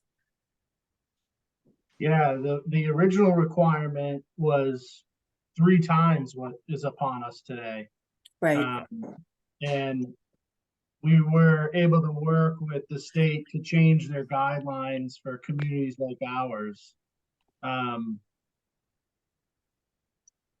It is, I don't disagree with your comments there, Joe. I think that it was, 3A is a law that was passed to encourage development along the transportation line, to help combat, the rising costs of housing and needing to build more supply, while also, keeping it close to transportation lines to try to, limit environmental impacts. And unfortunately for a town like us, which the very far end of the rotary is within 1.5 miles of the MBTA station in Lynn, which triggers our requirement, and it's frustrating, because we only have one bus. But It's also the case that we would have the same susceptibility to 3A even if there were no bus. Really? Because that was my next question. Because of the geography, yeah. that Tony just mentioned. So, I mean, I don't know how many people ride the bus, and I might be speaking out of turn, but I was going to suggest, do we need the bus line that much if it causes this type of reaction to comply? Michelle uses it. I use the bus. I'll drive you. But, I didn't know about that. I'm a proponent of the bus. Yes. Okay, well, thank you. Thanks for your time. So it's not, Joe, honest to God, you'd have to go to the legislature to eliminate Nahant as an MBTA community in the law. And I don't know if that would pass.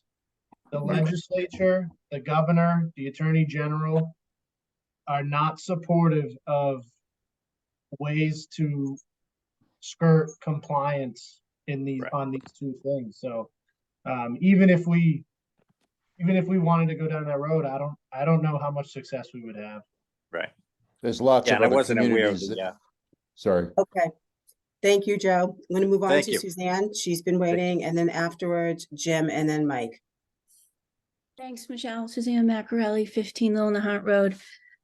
My question isn't about 3A, but Joe, just to clear things up, non-compliance with 3A does not mean we lose our bus service. That is not a consequence of non-compliance. Non-compliance means we lose 2 of the 14 different types of grants, which I believe, and you can correct me if I'm wrong, Michelle, we have received $85,000 total.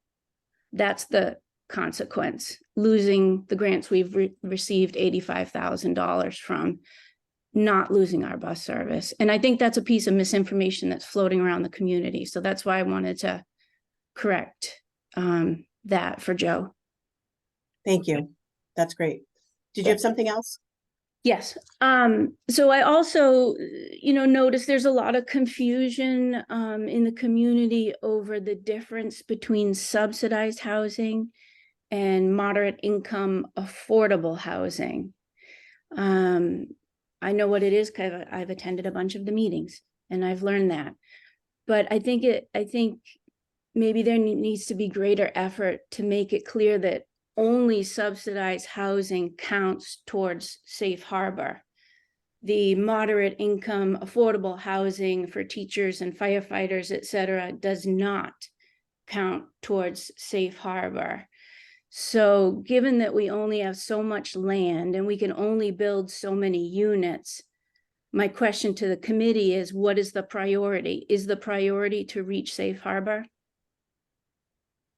So it actually does, they do count, dependent on the type of development you do.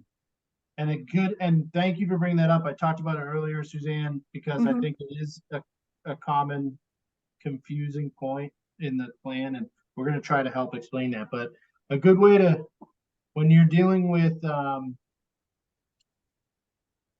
properties that count towards the SHI, the subsidized housing inventory, which is one of the requirements of 40B.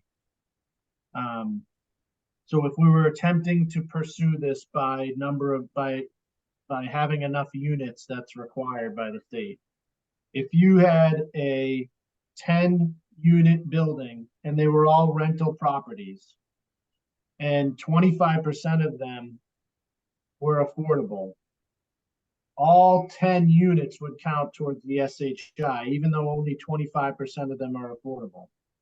Because it's a rental property, it's one deed restriction, the whole thing would count. Difference if it was 10 condos, 10 different deeds, only the properties that are restricted by deed would count. So in that scenario, only the affordable units would count towards the SHI. So in some cases, market rate housing, if it's rental and it's part of the same development, it actually does count towards your SHI.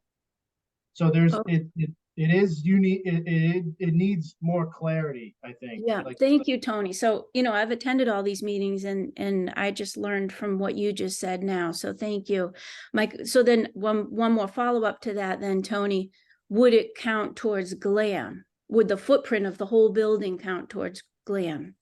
If it's rental. If it's rental. Only if it's rental. I think when we ask that question to MAPC, in the GLAM, it almost doesn't make a difference whether it's rental or if it's ownership. Right. It would be, I believe it's, let me get a direct answer from them, and we should include that in the plan as well. But I don't think it makes a difference when you're dealing with GLAM. So the goal is to reach safe harbor. That is the #1 priority, correct? With regard to 40B specifically, I'm not talking about 3A or anything else. Yeah, I think the answer to that is yes, but I think that the committee also heard from a lot of residents of, that there's a lot of needs in town for additional housing, that might go beyond, affordable housing.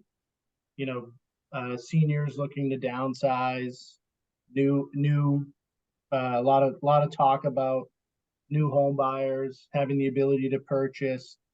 Not all of that is affordable, but certainly number one goal, meet the 40B requirements, achieve safe harbor, and then the town could potentially consider additional efforts to meet needs of the town. Tony, let me ask you to clarify something. Are you saying that a friendly 40B of the kind you've discussed several times, using a 10-unit example on a glam piece of property, would not have the same leverage effect? In other words, the market rate units there would not help us toward our goal, even if it was on glam property? I want to get some clarity on that. I think Michelle, you and I talked to John. I'm trying to look it up now as we're talking about it. And I really don't want to misspeak here, but Okay. I almost thought he said that the entire property would count towards the glam. Well, the footprint of the housing, not the entire boundary of the property, but the footprint of the actual housing would count towards the glam, regardless of whether it was rental or ownership. But I want to get that cleared up. Good. Well, that's important. Okay. Suzanne, anything else? I think she's on mute. Okay. No, thank you, Michelle. Thank you. All right. Jim, Mike, and then Peter. So I just want to go back to some of the things that Joe had to say, questioning whether, given the fact that so many other towns are not in compliance, why would we be a target? For me, the answer to that is really clear and easy. Next week, I will have lived in Nahant for 50 years. From my point of view, it is an absolutely fabulous place to live. It's a great stroke of good luck that I ended up here. I also have worked with many developers in my business previously, and I kind of know how they think. And believe me, Nahant is a target, and the developers don't sort of put an advertisement in the local paper saying, "Oh, we're thinking about doing some projects there in Nahant. What do you think?" They don't do that. They plan very carefully. Most of them have tremendous amounts of financial resources, and all of a sudden we will wake up and somebody will have bought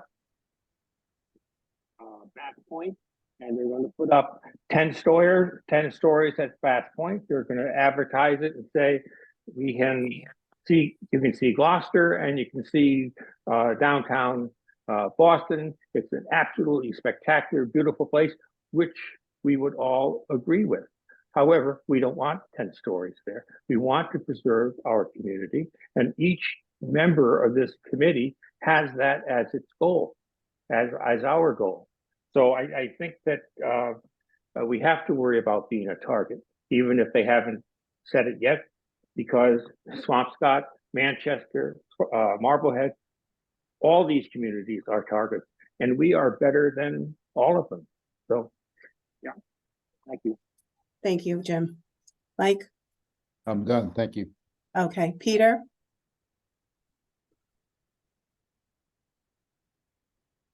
Yeah, actually, kind of good timing that Jim had mentioned that, because I wanted to say that on my time as the chair of the committee, the Coast Guard Design and Development Advisory Committee, I interviewed 3 developers. One of them being the developer that's building that elderly housing unit in Swampscott that was just listed. Literally spent an hour and a half with that gentleman on the phone. Contrary to the beliefs of the people who were just speaking, I will say that the common thread with the three developers that I spoke to, each one of them had the same thing, that there isn't enough here in Nahant to make a decent enough profit. The guy that is building that place in Swampscott literally said he would never build anything in Nahant. One, because there isn't enough to make a profit, and two, our kind of building, he didn't say building department or anything like that. He said Nahant is a very difficult place to build. So just want to put that out there because I did research this. Granted, it was a few years ago, but at least three developers that I spoke to were dead set against coming to Nahant. So, you know, after 54 years of having 40B out there, no one's come here yet. I'm not saying that they wouldn't, but it would be kind of surprising. The other thing, Peter, let me jump in. In 2010, we had 8 developers who were willing to invest in Nahant in a friendly 40B at the Coast Guard housing property. 8 developers, and they bid competitively on that piece of property. And when we went to, when that didn't happen, it fell through because of the real estate market. The subsequent follow up to that, we had one bid, and it was a local guy. It was a guy that lived here in town. And I think the reason for that was the zoning issue, not because of the development issue. I'm not gonna. I mean, I know the research that I did. I'm just relaying the information that I had collected, and I'm doing the same. Right. The other question,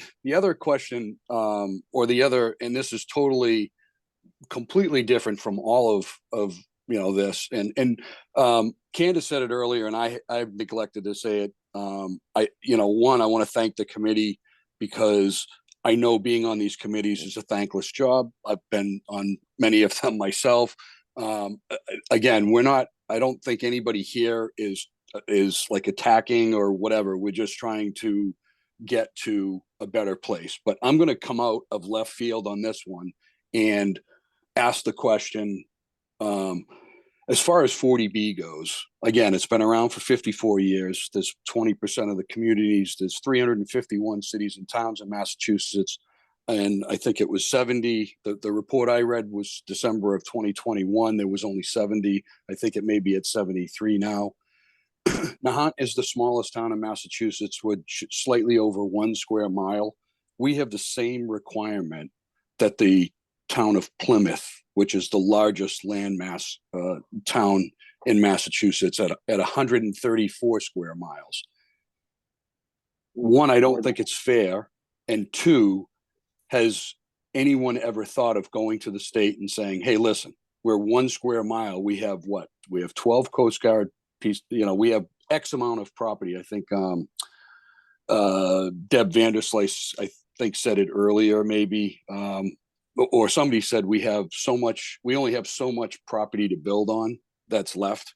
I mean, compared to a place like Plymouth or Franklin, Massachusetts, which is another big town, we don't have that much to build on. We are in a situation where we're being asked to comply just like they are. Did we ever think about going to the state and saying, hey, can we get a little reprieve on this? And maybe it's the glam. Maybe instead of 3.5 acres, maybe it's 2 acres, and we can reach our glam number that much quicker. I'm just throwing it out there.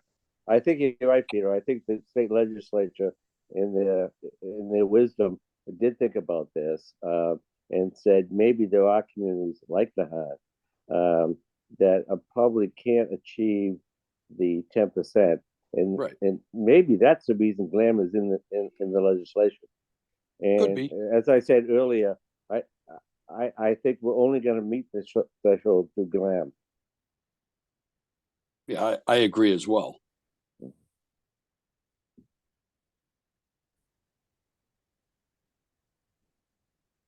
Thank you, Peter.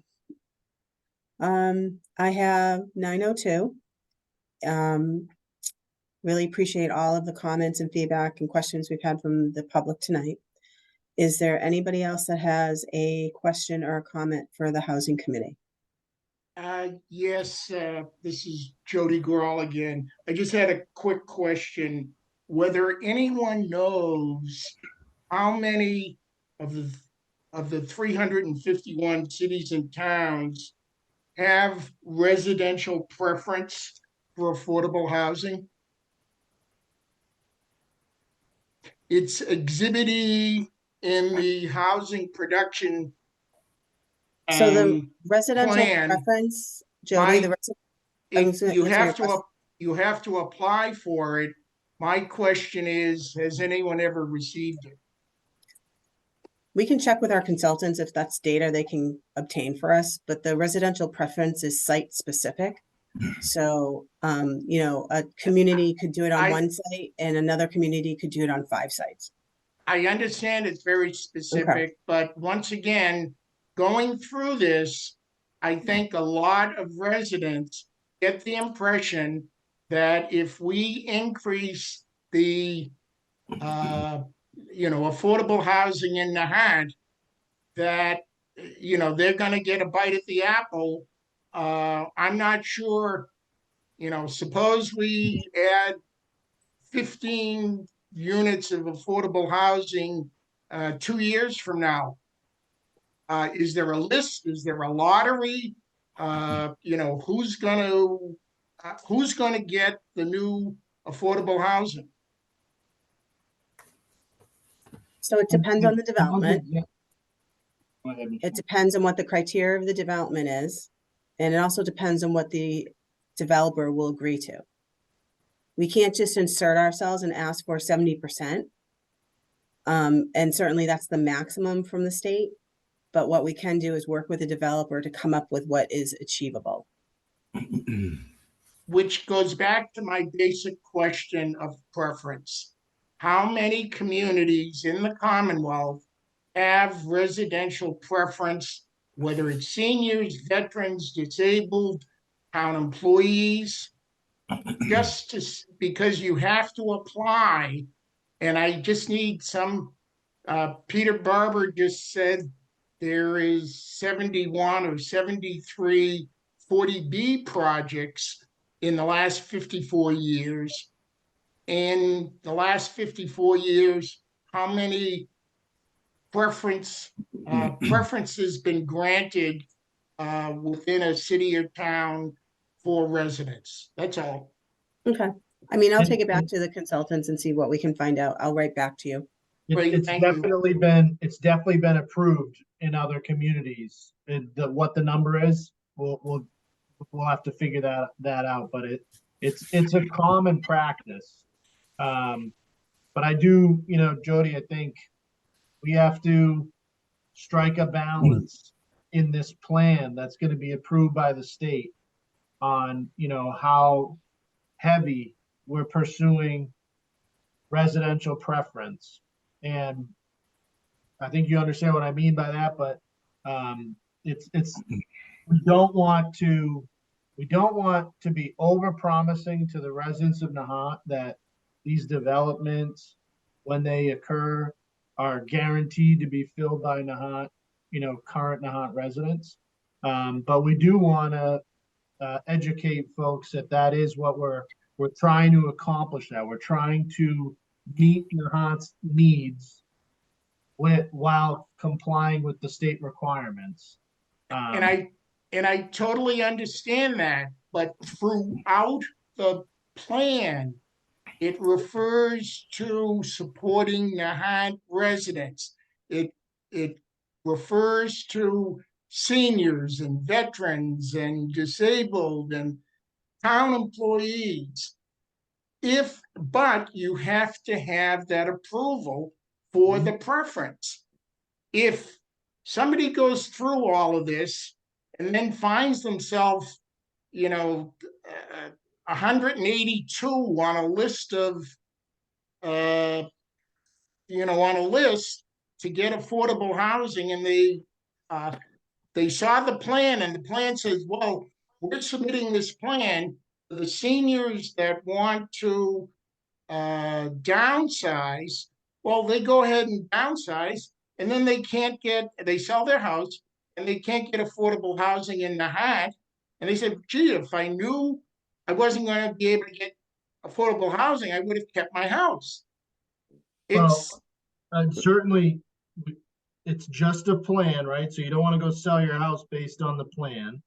I understand you're making a point, but I think that we would be applying for residential preference and that would be inclusive of a potential development agreement that would be ironed out before going to town meeting if it was happening on public property. So you would know, I believe, and Michelle, correct me if I'm wrong, if you know, but I believe we would have those answers as we approach, if we were trying to develop something on town property as we go to town meeting. You would That's know right. if we got approval. And those, how that lottery works or that list works and all those details, I think would be ironed out before going to town meeting. And nobody's saying, Jody, that this plan is going to provide for affordable housing for every senior or everybody who might be, qualify under some program or another. There's no way to do that. And it's, a lot of this stuff is yet to be developed. We can't guarantee it at this point. There's an attempt to provide some housing for those vulnerable or set aside categories, but nobody's going to be able to satisfy the whole. I understand that you can't guarantee for all. My question is, can you guarantee it for one or two? Because my sense is there are a lot of people in the Commonwealth that need affordable housing. Will people that are on other lists for either subsidized or affordable housing, will they get priority? There's a ad in the Globe today that there's a lottery. I think it's in Amherst for one studio apartment, and I think there's 2 one-bedroom apartments. They mentioned the income requirements and it's a lottery. So it's open to everybody, not residents of Amherst. So that's what I'm afraid of, is we go through all this effort, we do a great job, we build or have 85 units, and no Nahant residents get a shot at it. Well, that's why local preference is available, Jody, for communities to use that. Michelle, let me give a specific example. In 2010, Mark, you cut out. can you hear me? You're on now. I hear you now, yeah. In 2010, town meeting in Nahant voted by 80% to authorize the Board of Selectmen to enter into a development agreement with a developer for the Coast Guard housing property for a friendly 40B. In that development agreement that was 90% completed before the housing market collapsed, we had a 70% resident preference in that development agreement. In fact, we probably had, the developer had probably most of the development or the affordable units, most of the units already pre-sold. So those, there's a specific example for the town of Nahant that we had a development agreement. We had agreed with the developer, the town agreed with the developer through a friendly 40B that 70% of the affordable units would go to Nahant residents. Don't conflate this with subsidized housing. That's a whole nother ballgame. What's happening at the Nahant Housing Authority and what happened in 2010 are two entirely different situations. Mark, how does that 70% of the affordable units, the units that proposal was not 100% of the units being affordable. So what did that come down to? 4 units? No, so there was a 20-unit development at Goddard Drive, and I believe It was 8 6 or 8 house lots, Mark. 6 or 8 Yep. of those. It was no, 28 6 or 8 units of the- total. Excuse me? 28 Mike? units total. 28 units total. 28 units total. So 25% of that 28%, do the math, it would have been affordable. And then think- 70% of that goes to the residents. Yes, correct. Yes. So how many units? 2? Right, No.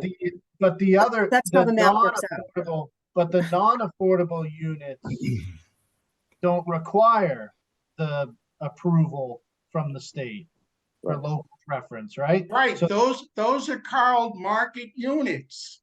yeah, We're looking at housing production plan for affordable units. And what I'm saying is we go through this whole effort and in the plan, we tell about kids who grew up in Nahant to be able to, come back and raise their family, and downsizing of seniors, et cetera, et cetera. Yes, that may be possible, but the actual number is minimal. That's Well, all. it comes down to, I guess, the specifics of the development. And in that example, if you had more than 25% of the units deemed affordable, then that number goes up, right? I guess I don't know. Hey, I want to step in here. If I could, Jody, I did the math for you. For 28 units, 25% of those would be affordable. So 70% of the affordable units that are 25%, that adds up to 4.9 units in that hypothetical we talked about from 2010, because it is hypothetical. It never happened, but you're right. The numbers are very low. 5 more units than we have today, right? Okay, then the next question, is it by lottery? Yes, it is. Yes. Okay. So 4.9 units. Okay, that's as 5 I'm saying, that's 5 more units than we have today, right? Thank you, Mark. Thank you, Mark. Thank you, Jody. Right, but I think Candace. there's also we heard from the community, right, of elderly that want to downsize, not necessarily looking for an affordable unit, but are looking for a smaller place to live, stay in Nahant. And so the other 75% of that development that is market rate, it's not affordable, it is market rate. There's no, you don't have to go to the town, go to the state for residential preference on those. So yes, you're right, Jody. 70% of the 25% of affordable, you could get preference, residential preference, but the market rates, you don't even have to go to the state for that. You can do that. You can go through a development agreement on those market rate ones, and you don't need state approval. Once again, all I'm saying is I read through the report, and the gist of the report, the marketing of the report is that, the report is looking out for residents of Nahant. And it specifically talks about seniors, veterans, disabled, school teachers, firefighters, etc. And, I'm just saying the reality is it's probably not going to happen. If it does, it's by lottery. And, good luck to a school teacher who hits the lottery and gets a piece of affordable housing and remains in Nahant. But Jody, you would agree that it's better than we have right now. Say again? You would agree that it's better, that would be a better situation than we have right now. Not necessarily. Oh, really? Yeah. Tell that to the firefighters, police, and teachers. I'm missing what I'm saying is the possibility of a firefighter in Nahant or a school teacher in Nahant or a town employee in Nahant of getting affordable housing based upon the plan and the build out and everything else is minimal. Yeah, but That's it's all. better than we have today. And so what is the All I'm saying is don't get the residents, give them high expectations that Nahant is on its way to agreed. getting more No one's doing affordable that. housing for its residents. No, That's all. agreed. We don't want to overpromise that. We don't want to overpromise that. We're making an effort to improve that, but we cannot guarantee, we cannot overpromise that. That is not said in the plan. The set-asides are a matter of a lot of tension on the part of a lot of people. And they're confusing. They're very intricate. I think it would make sense to have the plan be revised, partly in response to what Jody's saying, to have a scenario, perhaps using the example that Mark gave, or a forward-looking scenario that talked about, let's say, a possible friendly 40B that took place on such and such a plot of land that had, 15 or 20 units in it, and then work out and provide a real world example so people can get a sense of what that would mean to those eligible for the set-asides. Yeah, that's why that's why I kept digging to say, so what? Because I want to understand, again, from the beginning, I've been saying, like, we want to make sure that we understand what the impression is that people are getting from the plan, and make sure that the plan is actually representing what the committee's been talking about. Because I think what Jody's saying is what the committee's been talking about, but the plan is giving a different impression. Yeah, Jody's point is truth in advertising, I think. Yeah. Okay. Yes. Managing expectations. Thank you, Jody. So I want to move on. We've had someone else waiting, so I'd like to see if there's anybody else that wants to speak. Candace, you had your hand up. If you want to make a final comment or Thank question. you. Yes, a quick one. Thanks, Michelle. Candace Cahill, 20 Rollins Avenue. I do agree also, similar to the sites listed. It is an impression that people have that firefighters, police, people in the hot are going to be able to get first shot at anything that comes available with this plan. So yes, I agree with Mike. It should be definitely spelled out that no, this isn't a possible. It's you might be lucky, like winning the lottery, but it's not a given that you're gonna get a piece of something.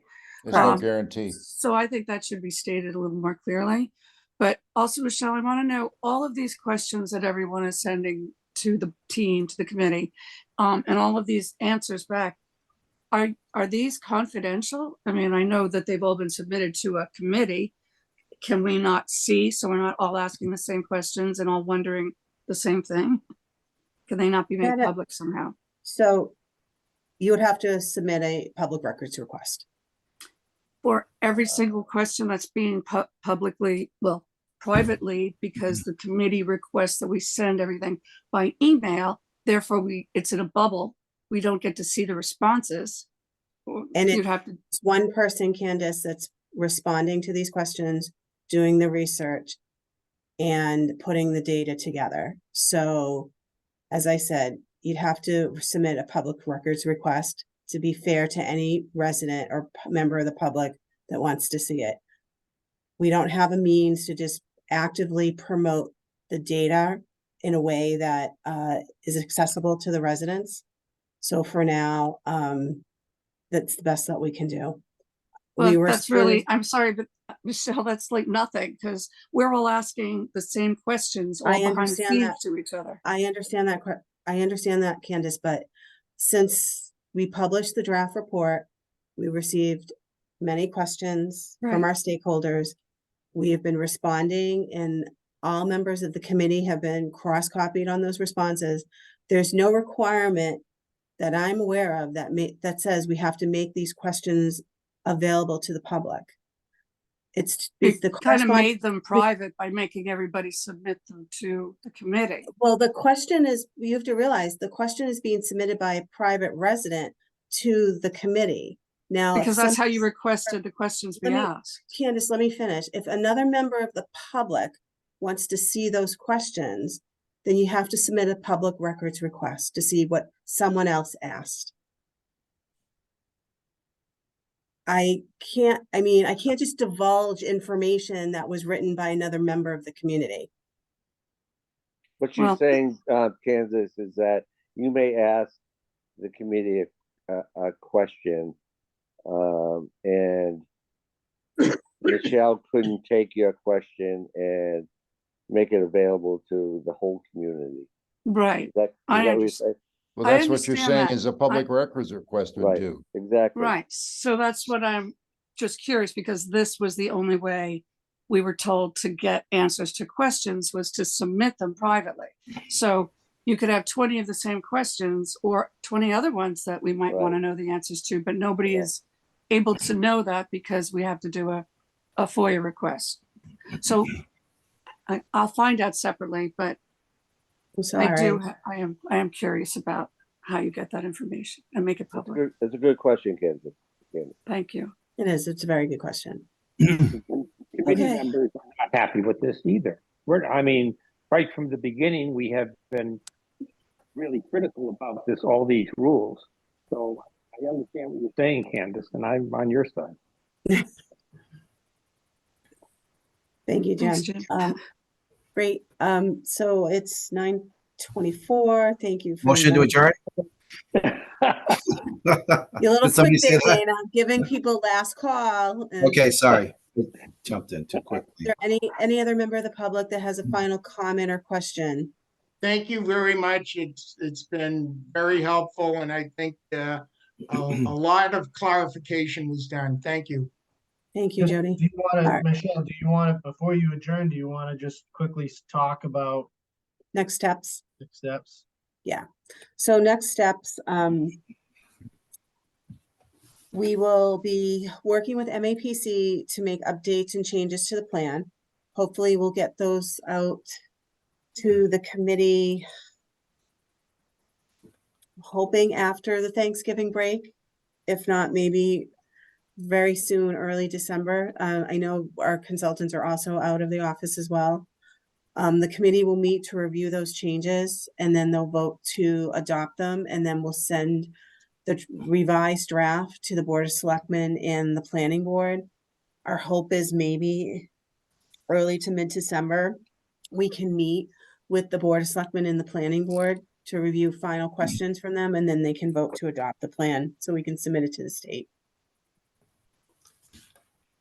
I think a big point of that is that after the subcommittee votes on the next draft, it Sorry. will not change before it gets to the planning board and the Board of Selectmen, right? So Correct. the goal of the committee is to submit a final product for them to vote on. So now's the time to be engaged, to get your questions in, to give us the insight so that we can make these changes now, so that once the subcommittee votes on it, it's a final product and the two boards can take it and vote to adopt.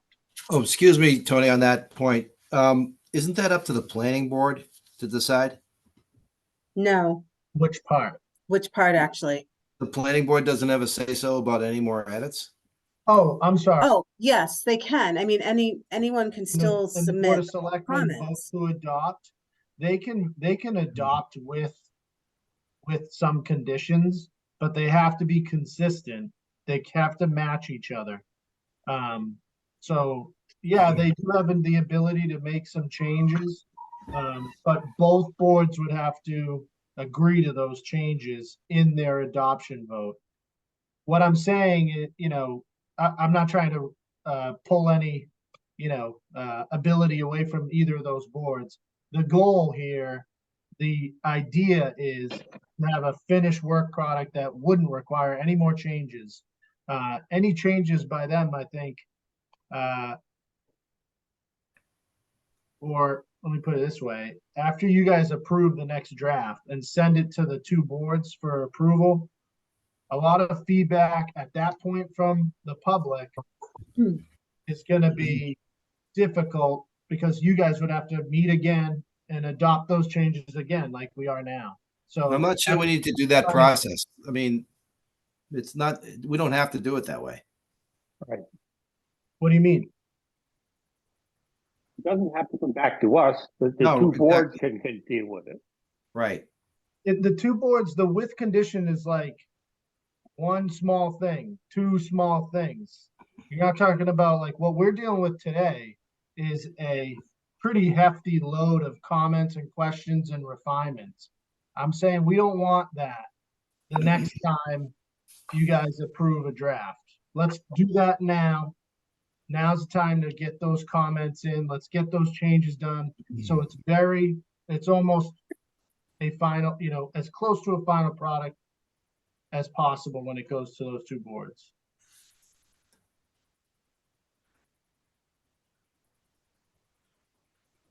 Okay. Michelle. The motion. I second the Motion motion to adjourn. Has it been seconded? So we have a motion to adjourn. Is there a second? Yes. Yes, by Jim. Roll call vote. Michael, Aye. Dana, Aye. Jim, Patty, Yes. Lynn, Aye. Mark. Yes. The chair's aye. We are adjourning at 9:29 p.m. Thank you, everybody. Thank you, members of the public. Stay tuned for more. We're glad to have you tonight. What's fun? Talk to you soon.